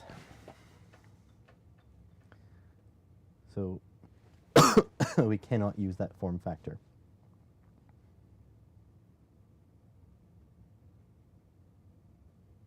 So the caps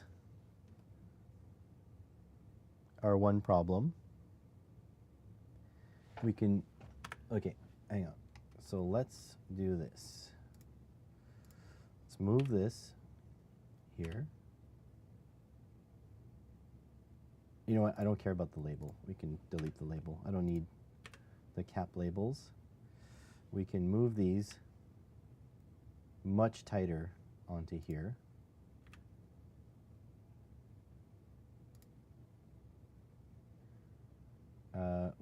This can get much tighter onto here. Don't need this nor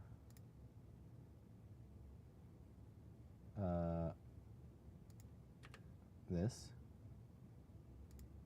This doesn't matter. This doesn't matter. This doesn't matter. You can grab this and tighten it. Go right up onto those caps. Okay, this I want the text visible, but these caps, I can put these right tight up against the LEDs. Oops. Move. Well, I want to be able to move on grid 3. Okay. Pot I can move. These two pots together. So this, oops, this, and this. Move these guys away. And then these LEDs, you can tighten these as well. Don't need to be so far apart, which means I can move these as well. Which means I can move these as well. I don't want them to be moved off the grid.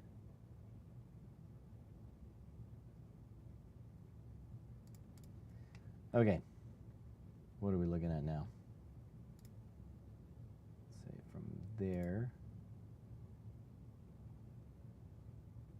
to there, 116. It's not doable. I have to make my board fatter, which I kind of didn't want to do.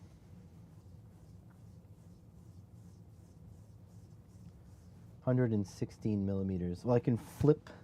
Here's another thing I can do. I can grab this guy and rotate it this way. Be closer to the caps anyway. What do we got now?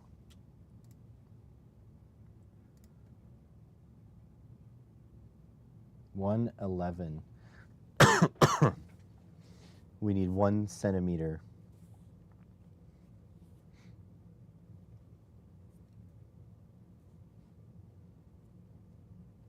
I really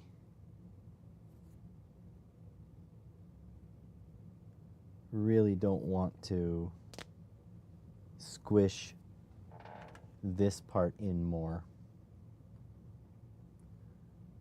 So I'm going to try to move the LEDs closer together. So let's go this one. Move the whole left section under or above the LEDs. Yeah, I don't want to though. Okay, let's let's go 0.1 inch. Hang on, let's 1, 2, 2,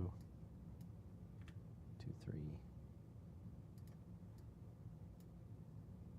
2, 3, 4. We gained some.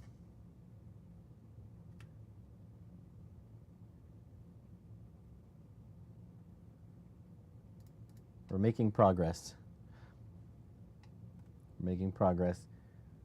Although the power rails are here, I want to flip this the other way. This makes me happier because this is V in. Yeah, power is going to come up this way, so I want my USB to come up this way. All right, here goes. We got to be getting close. We are 6 millimeters over.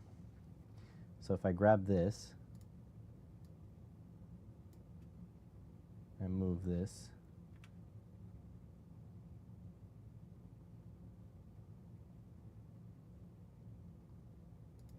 and I grab this, and I move this.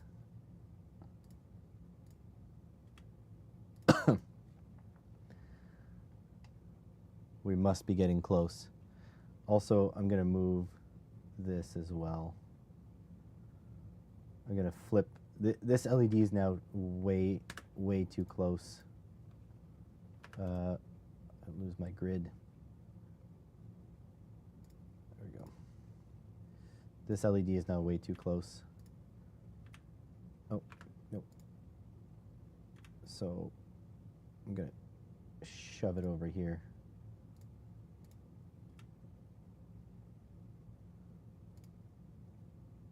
And then I'll center these after.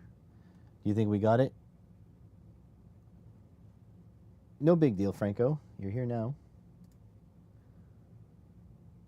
Oh,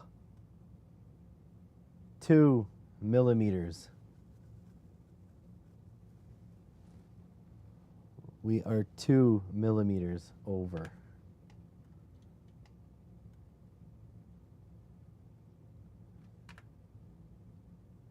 I didn't want the LEDs to be this tight, but it's going to have to be. So this has to fit my fat finger, so I got to be able to. So I'll move this a little bit. These LEDs will have to move a half measure. Low folic acid. Well, hopefully you recover sooner rather than later.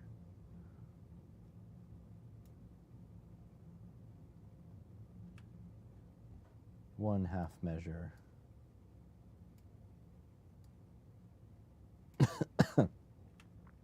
One half measure. One half measure. One half measure. 4 half measures equals 2 measures, right? So it should be good. Grid 2.54. Move.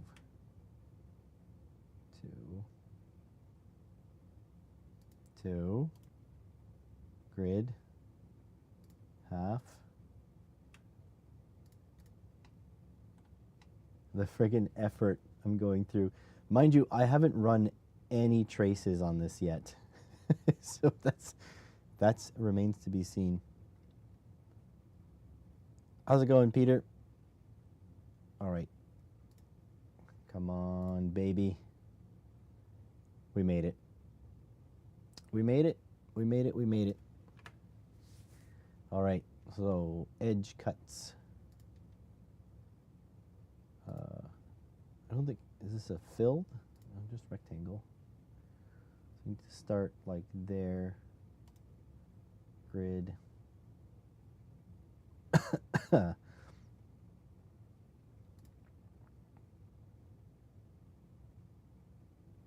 like there.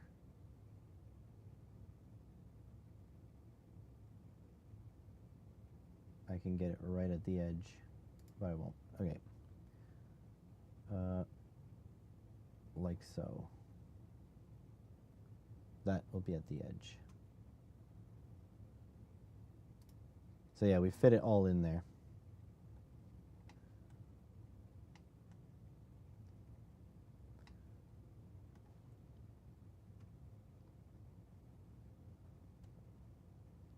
Poop request? Jesus.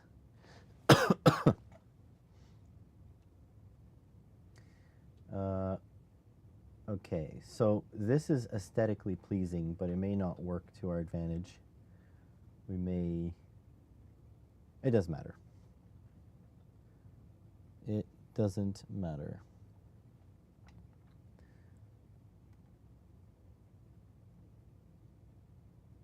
I'm pretty happy with this. All right, so do we bother rounding the edges? Nah, screw it. I'm not going to round the edges. All right, let's do a ground pour. Add filled zones. Front and back, ground pour. Okay, like that, like that, like that, and like that. Oh. There we go. Now I have only ground. I'm trying not to die here. Yeah, let's not talk about politics in the chat, please. The reason is, if you get me going, you're not going to be able to stop me.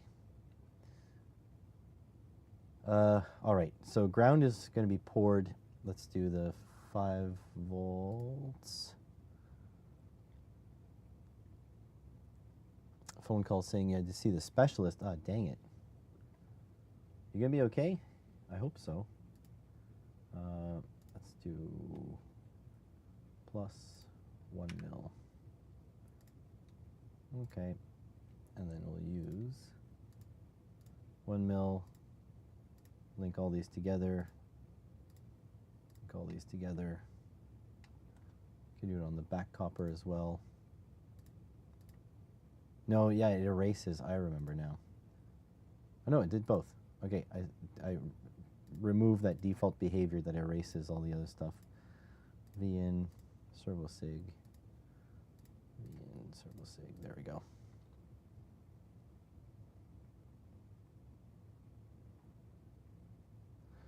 I have stopped watching AVE a long time ago. Used to love the content. I couldn't do it anymore. 3v3 and ground is the same.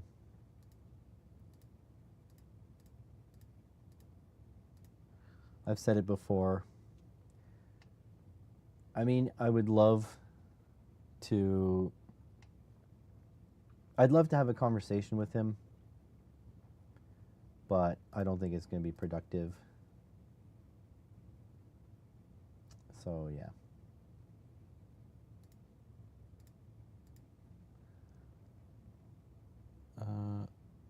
Not for you either.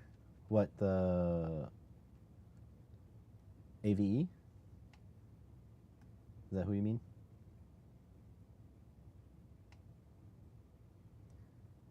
Where's the V in? Down there. So that was not smart. I should have put, whatever, doesn't matter. I can run it across here.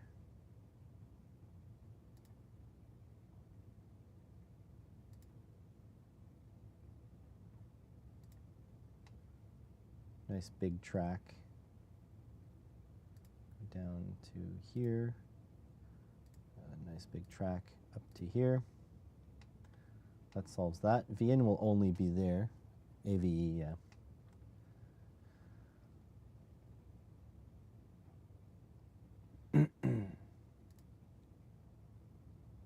I mean, that's the problem, Peter. It doesn't have to be West versus East. It should be Canada versus those who want to oppose us. You know?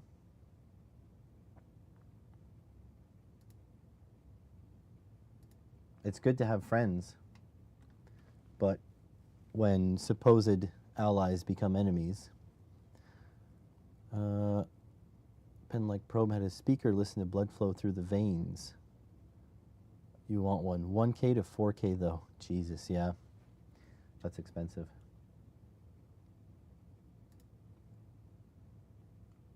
Okay, let's go across this way. Across this way and this way. Stronger together, for sure. And when our allies want to be allies, then we can ally. Time for a second cup. Yeah, me too. I need another coffee. That'll be the ground pour. This goes directly to here. I can use big wire. It doesn't matter. You pay for the copper, might as well use it all. So that's good.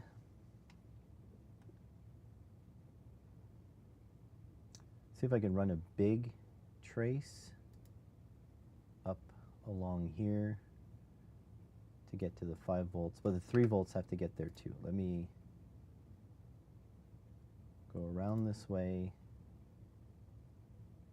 I don't think I'll be able to squeeze 2 traces in that way. Let me see. 5 volts. No, I'll have to do, that will be bottom only, then top one will, 5 volts will be top only.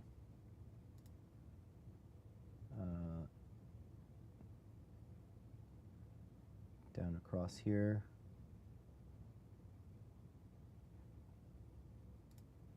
There we go. And then I need to run the 5 volts across to there. Probably do a bottom trace. Offset the module. Like move it down? Nah, aesthetics though. Theoretically, I'd want it more up too because the USB connector is there. I do like this drag feature though. You can drag that into submission. Ground is going to have to be spoked. That's fine. This could be a tiny trace. That doesn't have to be a big trace. Can use the net class width. I'll run that on the outside. No. No, it's work. I will see if I can round the corners after. First, let's set this up to see if we can make it work first. All right. This guy can easily go around the outside, around the outside, around the outside. Yeah, that looks good. And I can grab this and drag it down. There we go. As far as it goes. Notch for the USB, like here. Well, it'll be sitting up off the board. So it's going to be a whole, there's going to be a 3D printed case. Probably, eventually. Not right now. All right, now these mode lines have to go to their LEDs. Looks like the bottom layer will be the most sensible to do that on. Oh. I did double up some of these wires, so that might make it harder. Because I can't cross here or there. Is this? That's also double. I could go up this way. Let's see. Let's see if we can do this. Oh, that's double.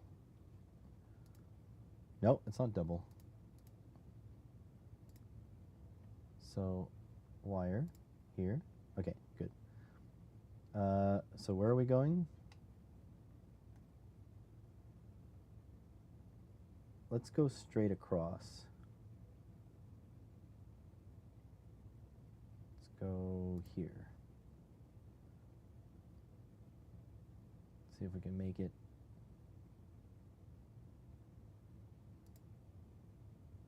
Oh, I see. My grid is, isn't that short red line wrong between the caps? You have the ground and +5.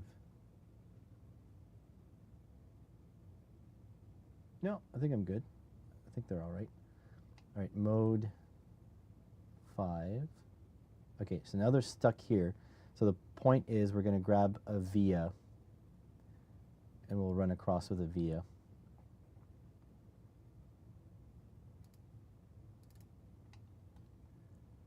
Mode 4, come down this way, go the same way. We're going to end up around here.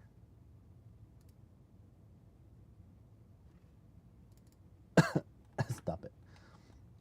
I'm going to drag this down like so. Drag this down like so. Drag this down like so. That should work. Look at, I was right, look at that cap link. Which cap link? So this one, 3v3 to here.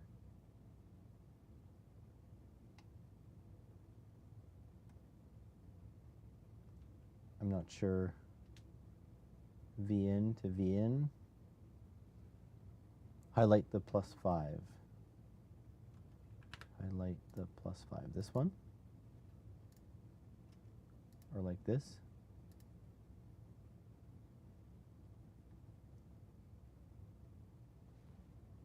I'm not sure what the issue is.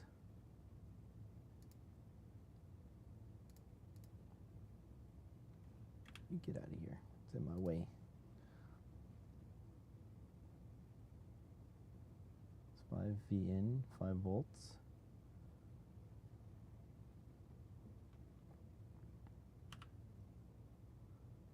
I'm not saying you're wrong. I'm saying I have no idea what's going on. Well, there we go. I'll keep doing this, and so I can make progress, and then we'll think about it shortly. From the big cap to the LED. Okay, give me a second.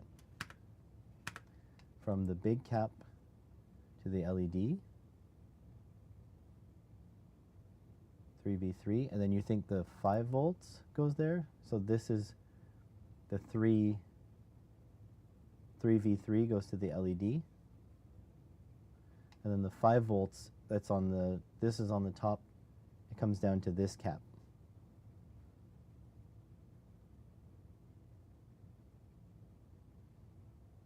Does that make sense?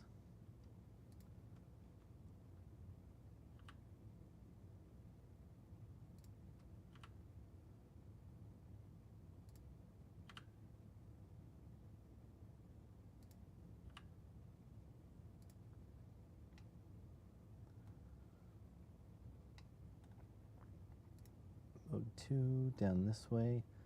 I am quickly running out of space, but that's okay. We can still move things. I'm going to drag this. It's like my favorite thing, that the angle drag is amazing. Oh, I don't like that corner.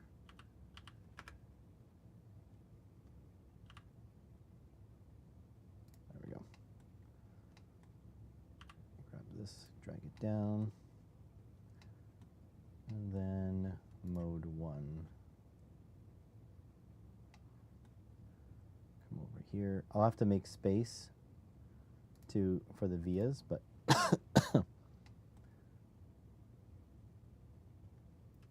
we're gonna get her done.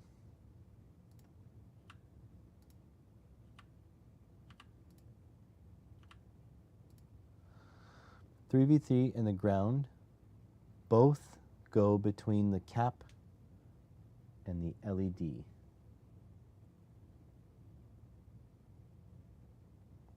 Three V3 ground both go between the cap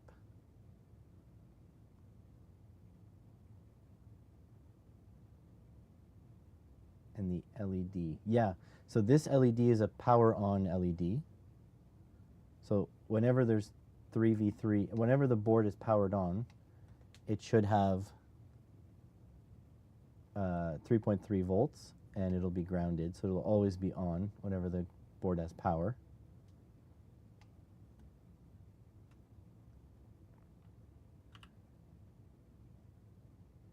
Drag this up a little bit, drag this up a little bit, give me room.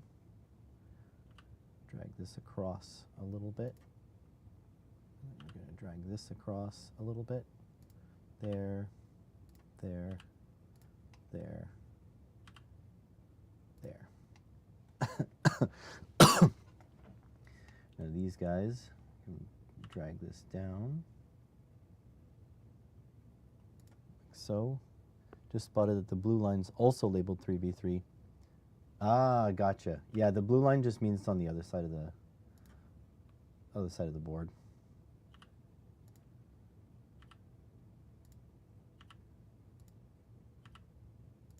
Okay, so if we pop vias, wait, we can't cross with vias.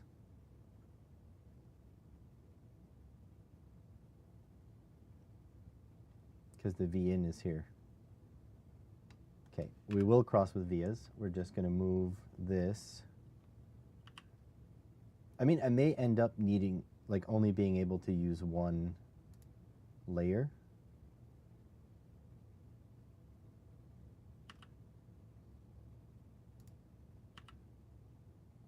So that's totally a possibility, which I will accept. But I want to run as much power as possible across to here. So usually my design techniques get me in trouble, and that could be what's happening here. But what do you want? I'm not a designer. I just play one on TV.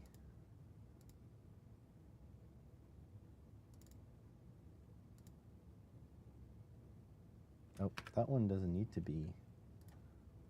Let me delete that segment. Oh boy. That, and I'll just drag that like that. And this can go up like that. Then this can go up. I need to run a via. So here. All right, vias, pop, pop, pop, pop, and pop. And then run on the top layer. 1, 2, 3, 4, 5. And I've got a big power trace that can come through here. LED traces should be able to move to the other side now. You mean because I can move this? Because I can move this V in, up. I mean, I can do that. But I also have to run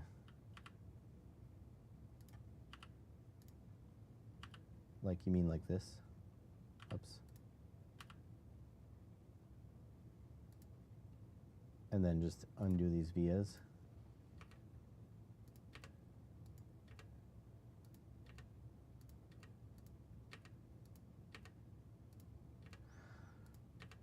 I also got to run the 5 volt over. We'll see.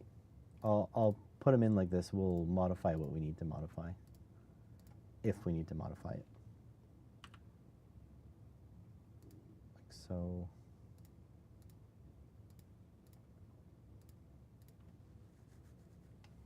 I do like this nice tight little bunch here. That's good. All right, we need to move pin 8. That's easy. I can go across there and then across there. And we'll tuck it up like that. So 8, 26, all of these are there. All of the servo one needs to be moved, and now these are in the way. Although I can go from under the board and across.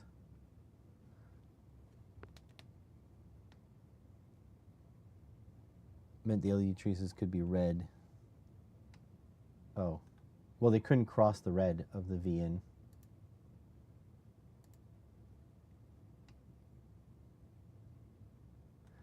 Oh, but now I can't connect these, though. Because I can't cross there either. So I do need the red line to go underneath.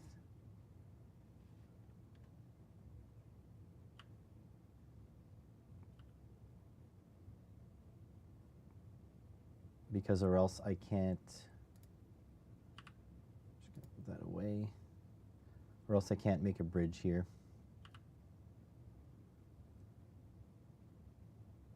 And then here-ish, that's good enough. So yeah, now I can go on the front copper, grab this to this, and then the ground will be ground. So that's connected. All right, so we need to run a 5-volt line. We can grab it from here. Oh, it's not underneath. I do have to run it on top, so I'll run it this way. Pot position, yeah, I don't need anything here, so now I can run a big fat 5-volt line. I can run it up. Oh, not wrong copper. Run it up this way.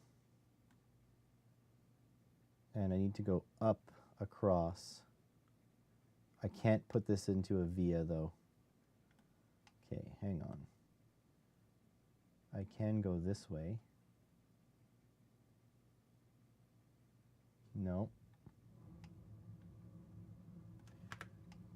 Okay, blue goes to V in. V in to there.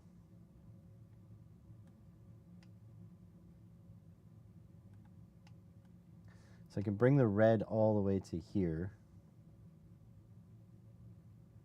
but then it can't cross here.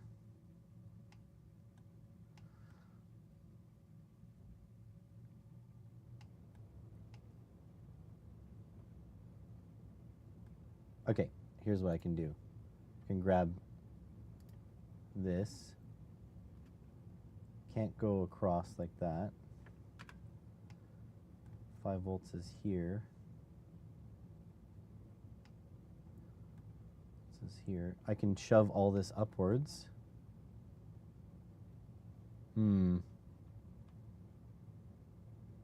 It does get confusing. I'm not blaming anybody, to be honest. This is not, and I am not the ideal designer for this either.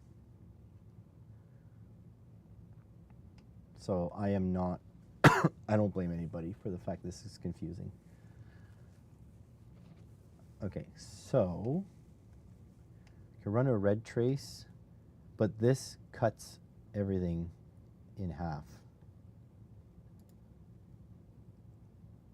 Really want it to be high current. So essentially I have to come up this way. My 3v3 won't be able to run here and here.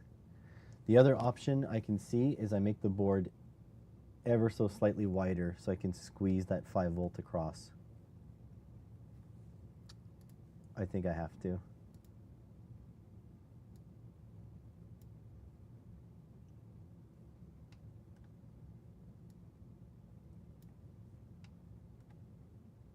And then I can squeeze this 5 volt across.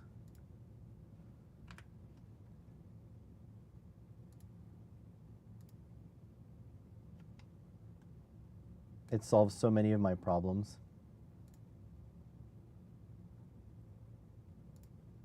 So like this, and then like this. And then I can even run a front copper 5 volt across.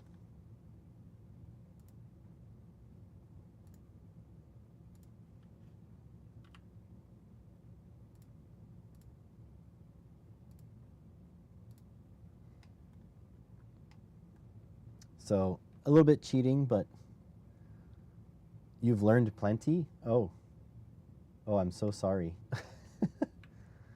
All right, let's fill the zones.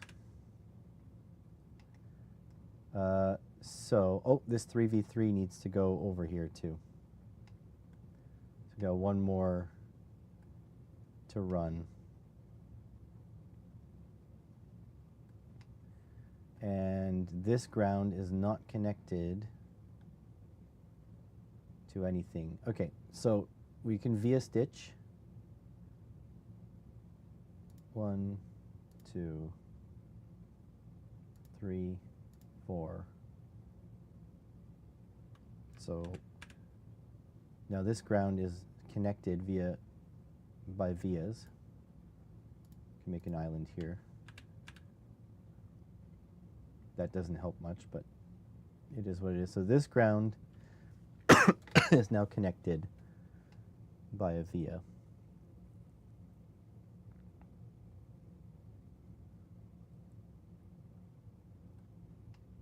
Still need to get, these two grounds are separate.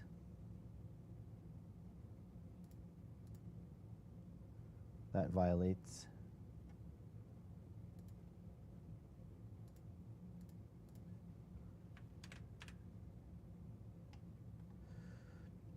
This ground is still separate.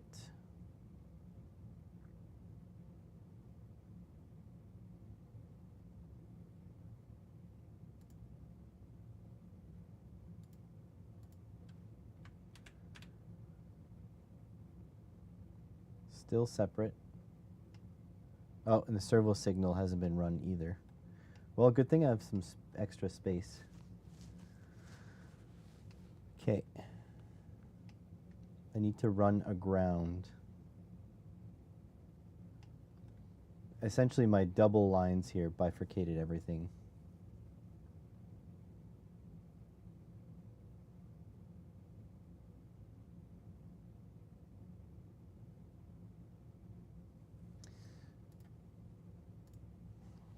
What if I delete this, drag this to here, delete this segment, delete this segment, sure, delete this segment, just grab this and run it literally to here.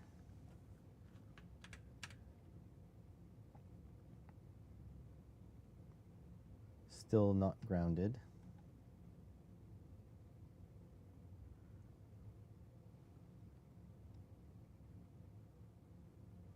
Yeah, I was hoping not to do that, but I definitely can do that. Change the ground pour.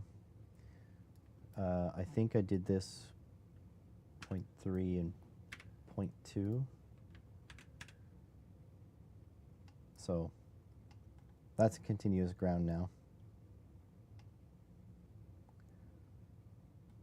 So that's good. I just need to run, there's a couple of wires I need to run. So the servo signal. So let's see how we can head down this way. So if we grab this, so up, class width, head down this way. Hey, hey, hey. Okay, there. Then across this way. Oh, too close to that. I'm going to drag this guy down a bit. Give me some extra space. Drag this guy down a bit.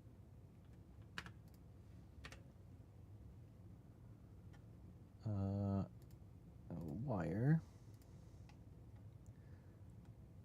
Okay, we need to go up and around town, down here, around town,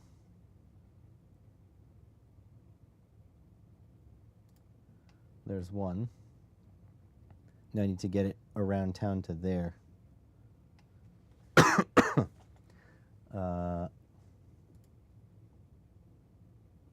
Looks like there's no way to do it because the auto router isn't doing it. So we could squeeze here, but my V-in traces are thick. We can move this.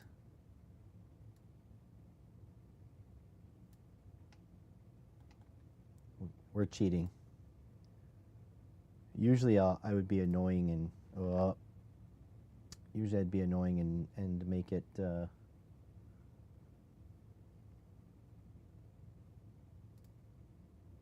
I'm just grabbing it here because I want the size to stay constant. Oops, oops, oops, oops. There we go. Okay. So this, actually, I could start from there. All right, now if I take this, it's too tight. I'll change the grid to half that.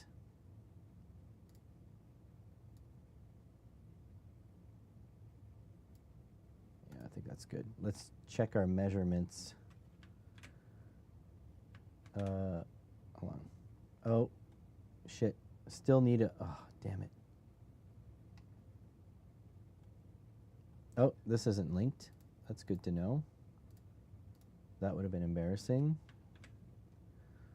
Still need a 3.3 volt to grow across to here. It doesn't have to be a high current though. So red blocks me in already.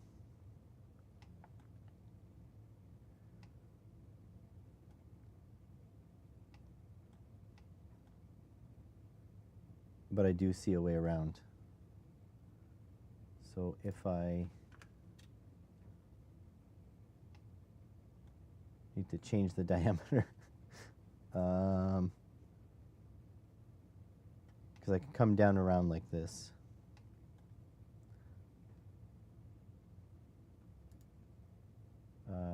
What's the size of this? Track width 0.2. Predefined sizes 0.2. That looks safe to you still. Okay, good. 0.2 mils.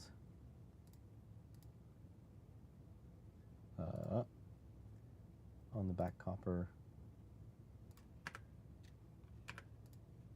Edit. Track width. Does that change everything? Nope. Good. All right. Let's grab this 0.2. Come down and around town.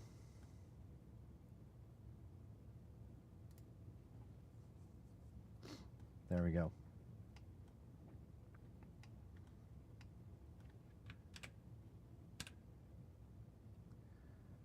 Is anything not connected? This ground is not connected. And the reason for that is because I bifurcated. I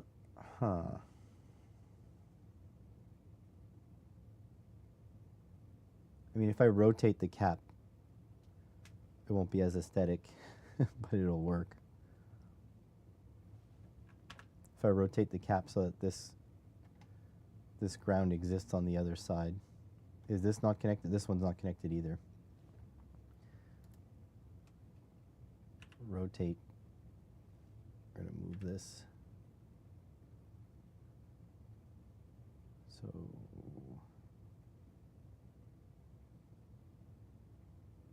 it's going to go here, but then that ground still won't be connected. This ground still won't be connected because these grounds are connected together.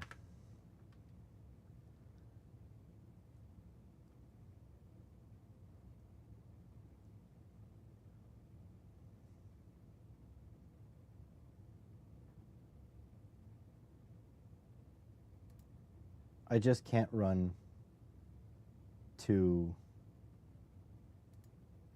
power traces.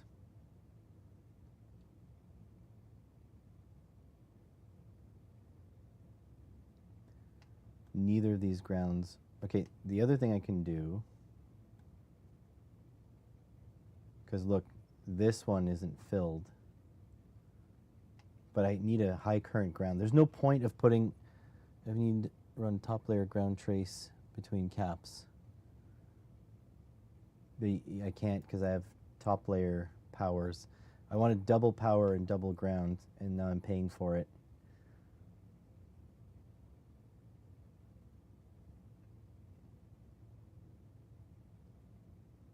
No, don't be sorry. That's not all the issue here. The issue is my design, not your suggestions.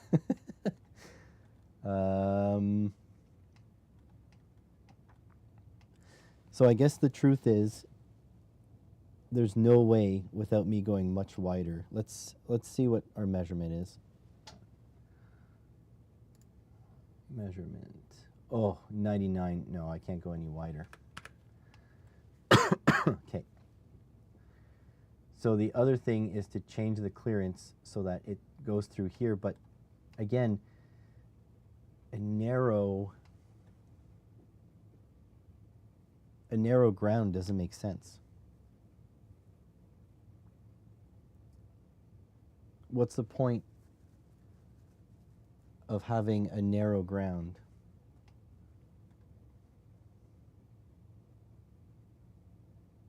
If you have a, yeah, I could change thermal relief.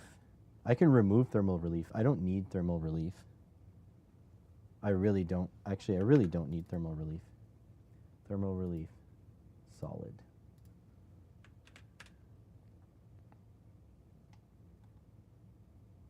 Because what do I need thermal relief for? I really don't need it. Can I drag this down?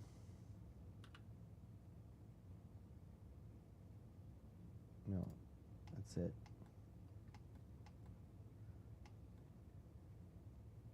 Oh, these two grounds are still not connected.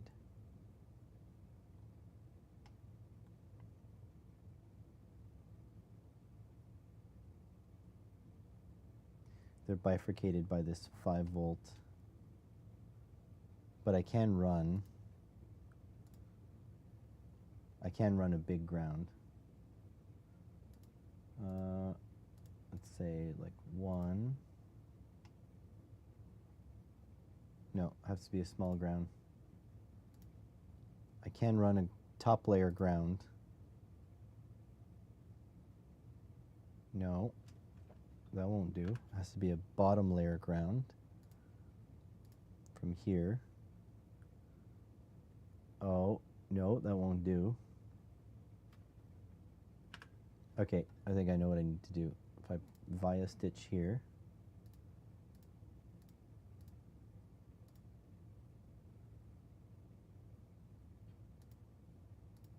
oh.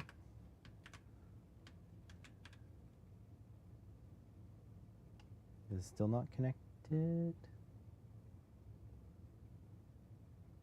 Or is it now connected? It should be connected now. So yeah, stitching these vias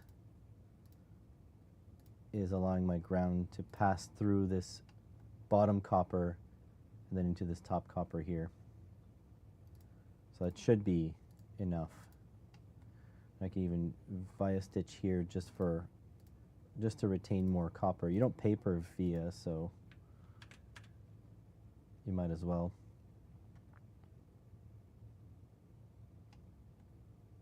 Anything else unconnected? I hope not. A little bit crappy about the grounds here. I'm gonna via stitch this too, so I can have a ground pad all the way across. Oh, it's already connected. Whatever. This doesn't have a ground. There's via stitch there.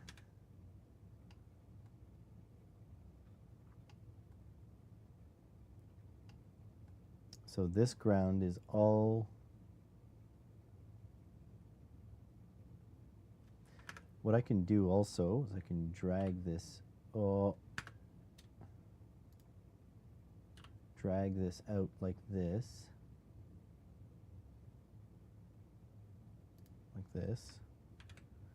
and then put vias down here as well.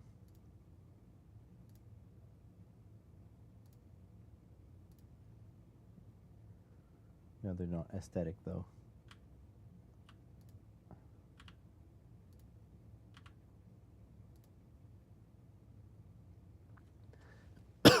So that there's more connection from this island. There we go. I think that's good. I don't see anything else that I need to do.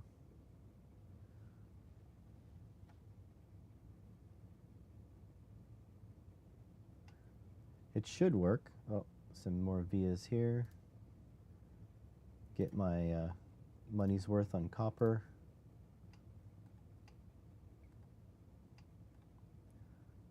Back copper. It's missing here. Why not?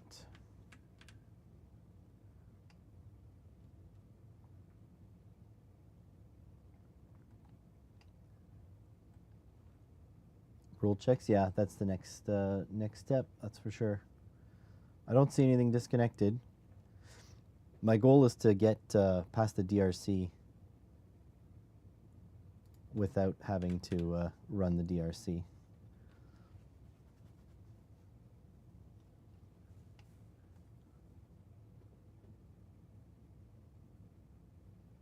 Don't like this edge here.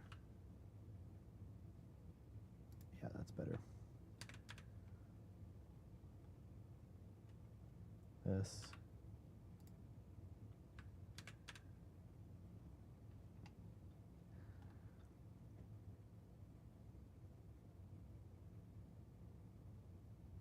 Okay, let's run the DRC. It'll have problems for sure. Run DRC. No errors, only warnings, which I don't care.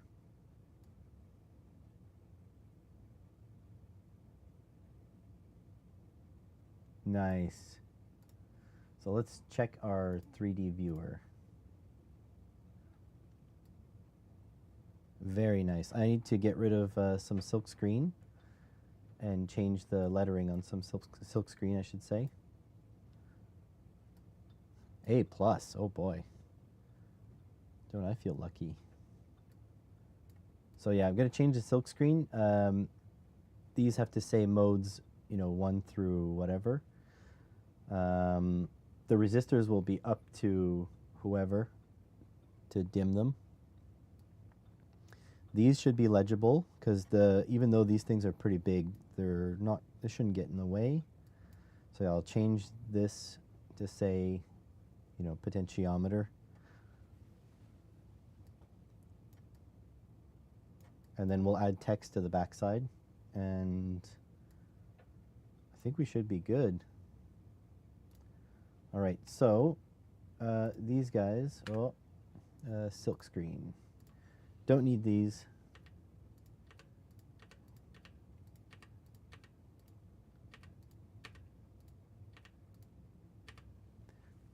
Excuse me. Front silk screen. I said front silk screen. Oh, yeah, sorry, I was selecting text. Mode. Mode 1. I might have to change the grid, get that centered. Oh, oh. Mode 2, probably want that bold as well. Bold.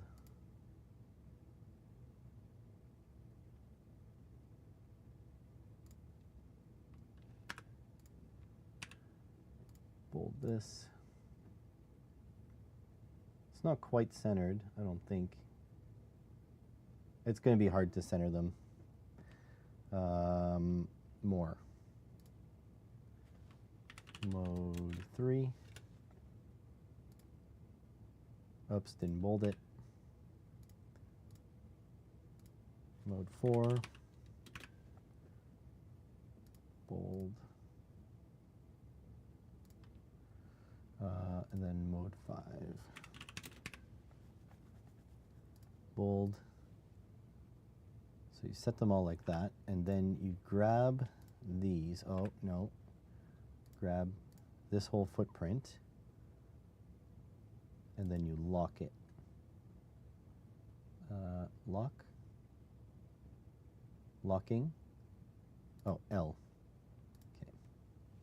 Lock this, lock this, lock this, lock this, and then you take that, and then this together, and then you center them.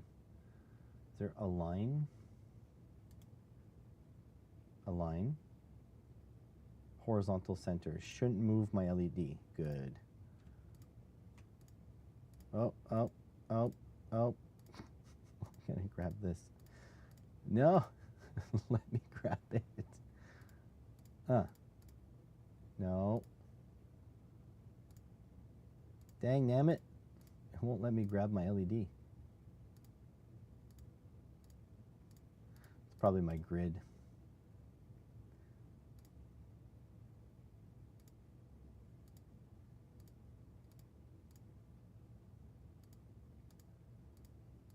Why? Why are you doing this to me? Everything go away.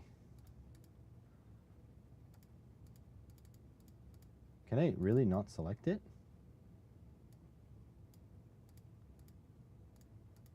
Is it because it's locked? What is going on?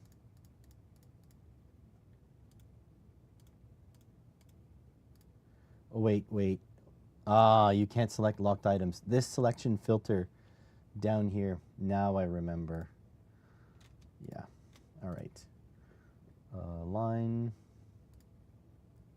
horizontal center, align, horizontal center, align, horizontal center, align, horizontal center. Button label, yeah, we gotta do that too. Mode select, bold. I can stay there. I'm gonna move it up a little bit actually. Mode cell, and then RV1, edit, meter, but that won't. I'll just move this down. There we go. Okay, that should all be visible. And then I need to label these as well. So text VN, probably like 0.5, 0.5, and bold. Okay. Is that big enough? Oh, am I that low? Let me see. Am I being quiet, folks? I don't know. I do have a little bit of gain I can add. Good for you. So I haven't changed any of my settings. I'll wait to get a little bit more feedback than just one more person, and we'll go with what the majority says. Because some people are AFK listening, and I wouldn't want to blow up their speakers. He is a bit quiet. Okay, thank you. Appreciate that. Let me crank it up a little bit. You ready? Watch your ear balls. Hello, is this better? Let me see, I can't see my dial. Just increasing the preamp a little bit more. Is that better? Let me know if that's a bit better.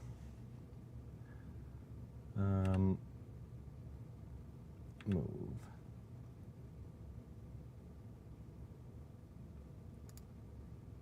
In GMD. That's better? Okay, excellent. Thanks, Vero.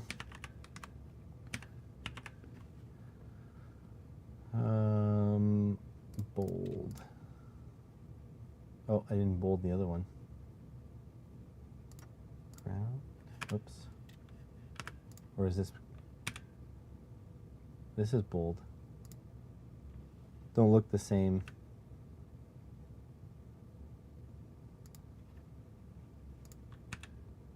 Uh, 0.15. 0.15. Excuse me. Ground over here.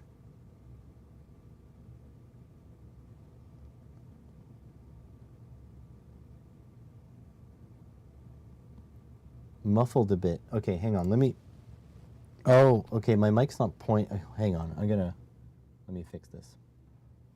Watch your earballs.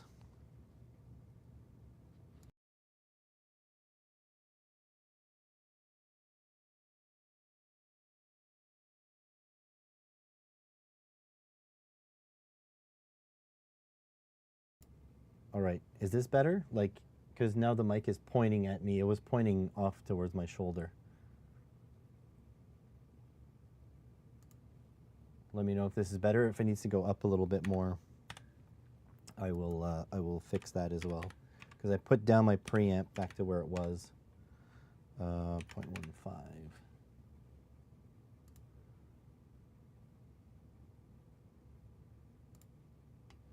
So that's labeled.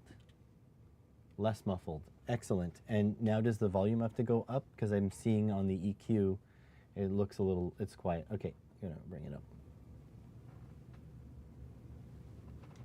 How about now? Is that better? So the preamp is up. Should be about good.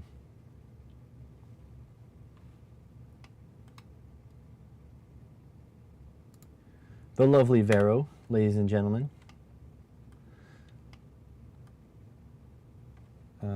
Okay, that's good. Yeah, okay, good. So now I can yell at you guys. Let's see. View 3D viewer. All right, so the modes are labeled, pot is labeled, mode selection is labeled, V in ground, 5 volt ground. I think that's good. There's still something weird with my sound. Okay, hold on. Let's see if I do this. Well, I'll try not to bump the mic too much. All right, like this? Maybe, maybe not. Just looking what it looks like on the wireless receiver. Looks good. And then it goes into my preamp. And then into, yeah, I don't know. That's the best I can do at the moment.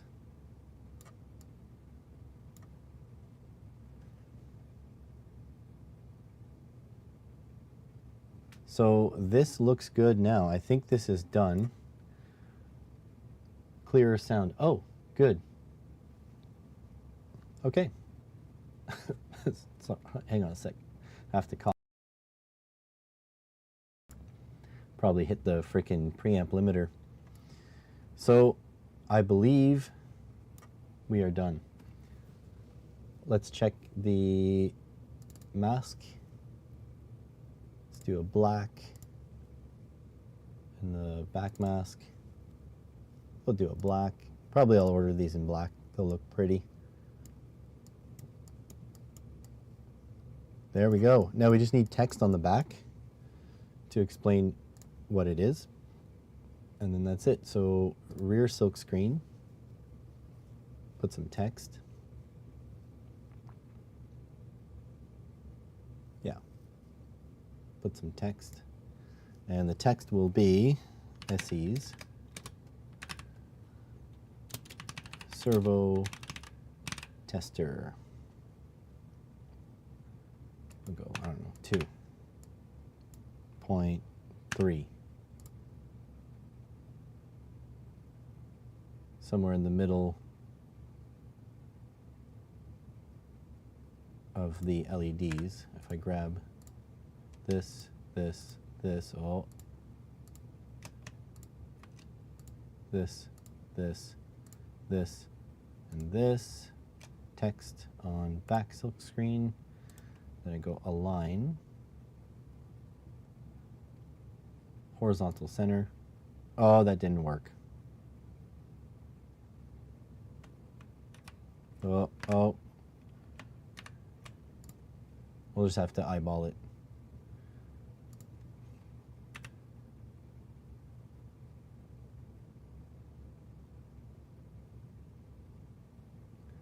We eyeballing. All right, let's check that out.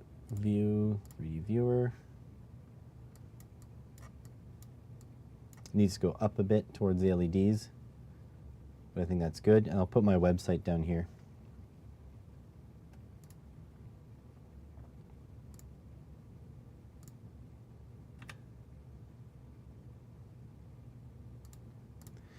There we go. And then my website can go over here.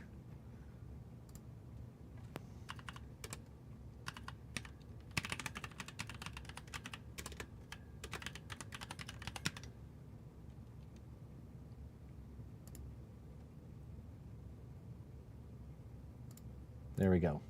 And then we can add something else.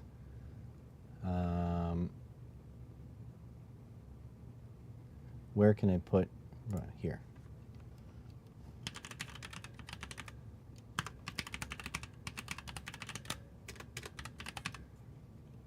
Like so. Rotate that. That's way too big. Edit it. 0.75. 0.75.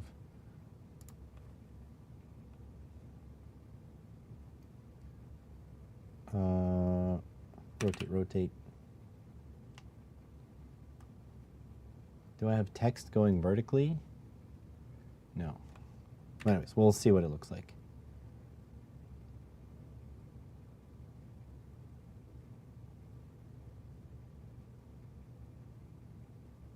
Put it like there. View, 3D viewer. Wondering when you'll be done. About, like, I think I'm done making this, so let's say 10 minutes.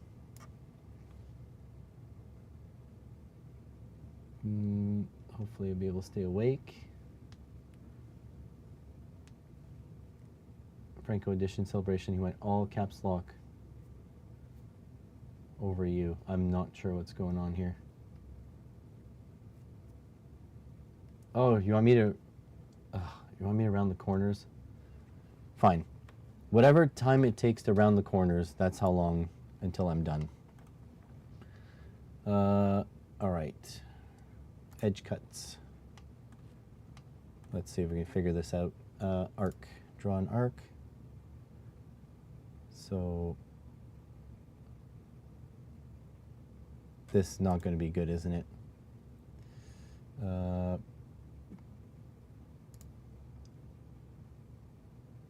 That from there to there.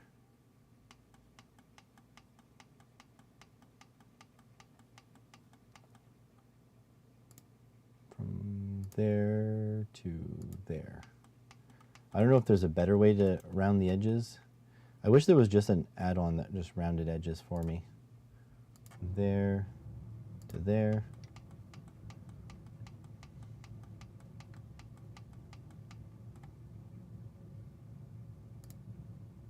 there to there. Now you have to delete this, and now you just draw an edge cut.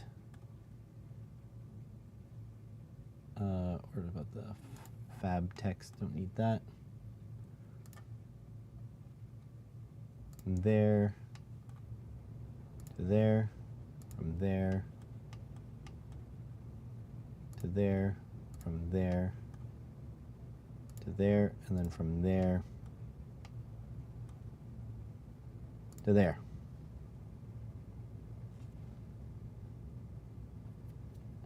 Well, corners are now rounded. Now PCBWay has to do more work because of you. So I'll let them know. Let's 3D view it again. Make sure everything is good.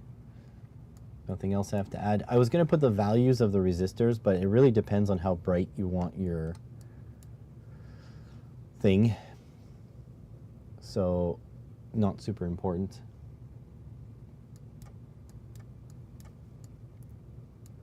Servo tester, my website. I think we're okay. This is all labeled. Maybe I'll put silkscreen saying what micro this is, but I think this is fine. I really think this is fine. Well, thank you, Gerald, but to be honest, you don't really know what I look like. So, oh, you mean the board. Oh, my bad. My mistake.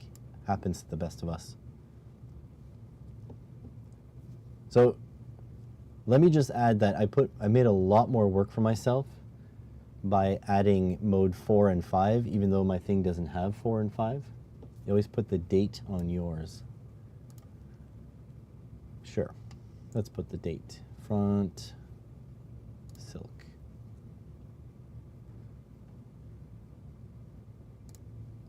Feb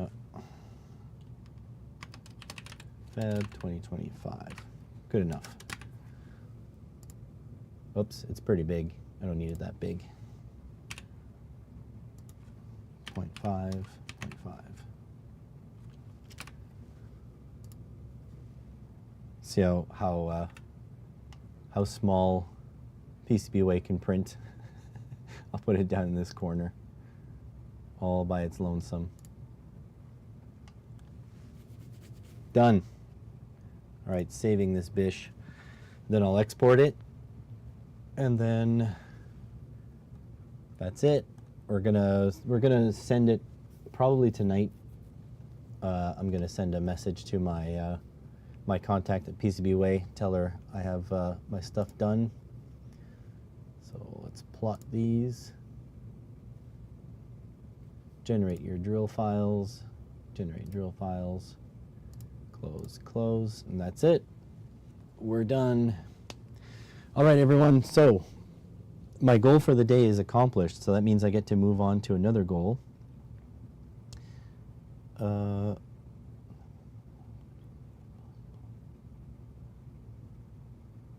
Okay, sorry, I was reading a text.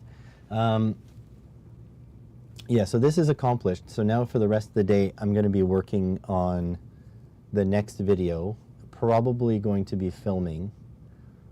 So we're going to see how that works. I'm going to try to put some stuff over on Patreon.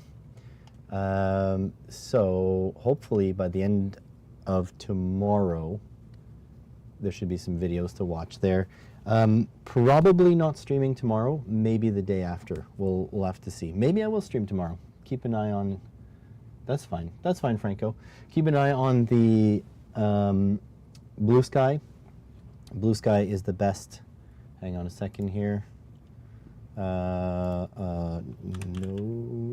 So I'm trying to post more on Blue Sky because the other app, the other social media is for people of a certain persuasion, which I am not. I will, hang on a sec. I'll bring you back in 1 second. I'm figuring this out. Font 72. There we go. So if you want my Blue Sky screen, there we go. at simpleelectronics.bluesky.social.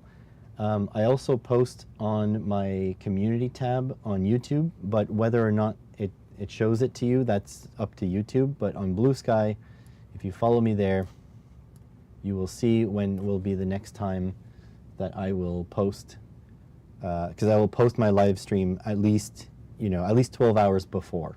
So unless I do a surprise live stream later today because I feel like it. So we'll see about that. Thank you all for being here. I love you all. Have a good one.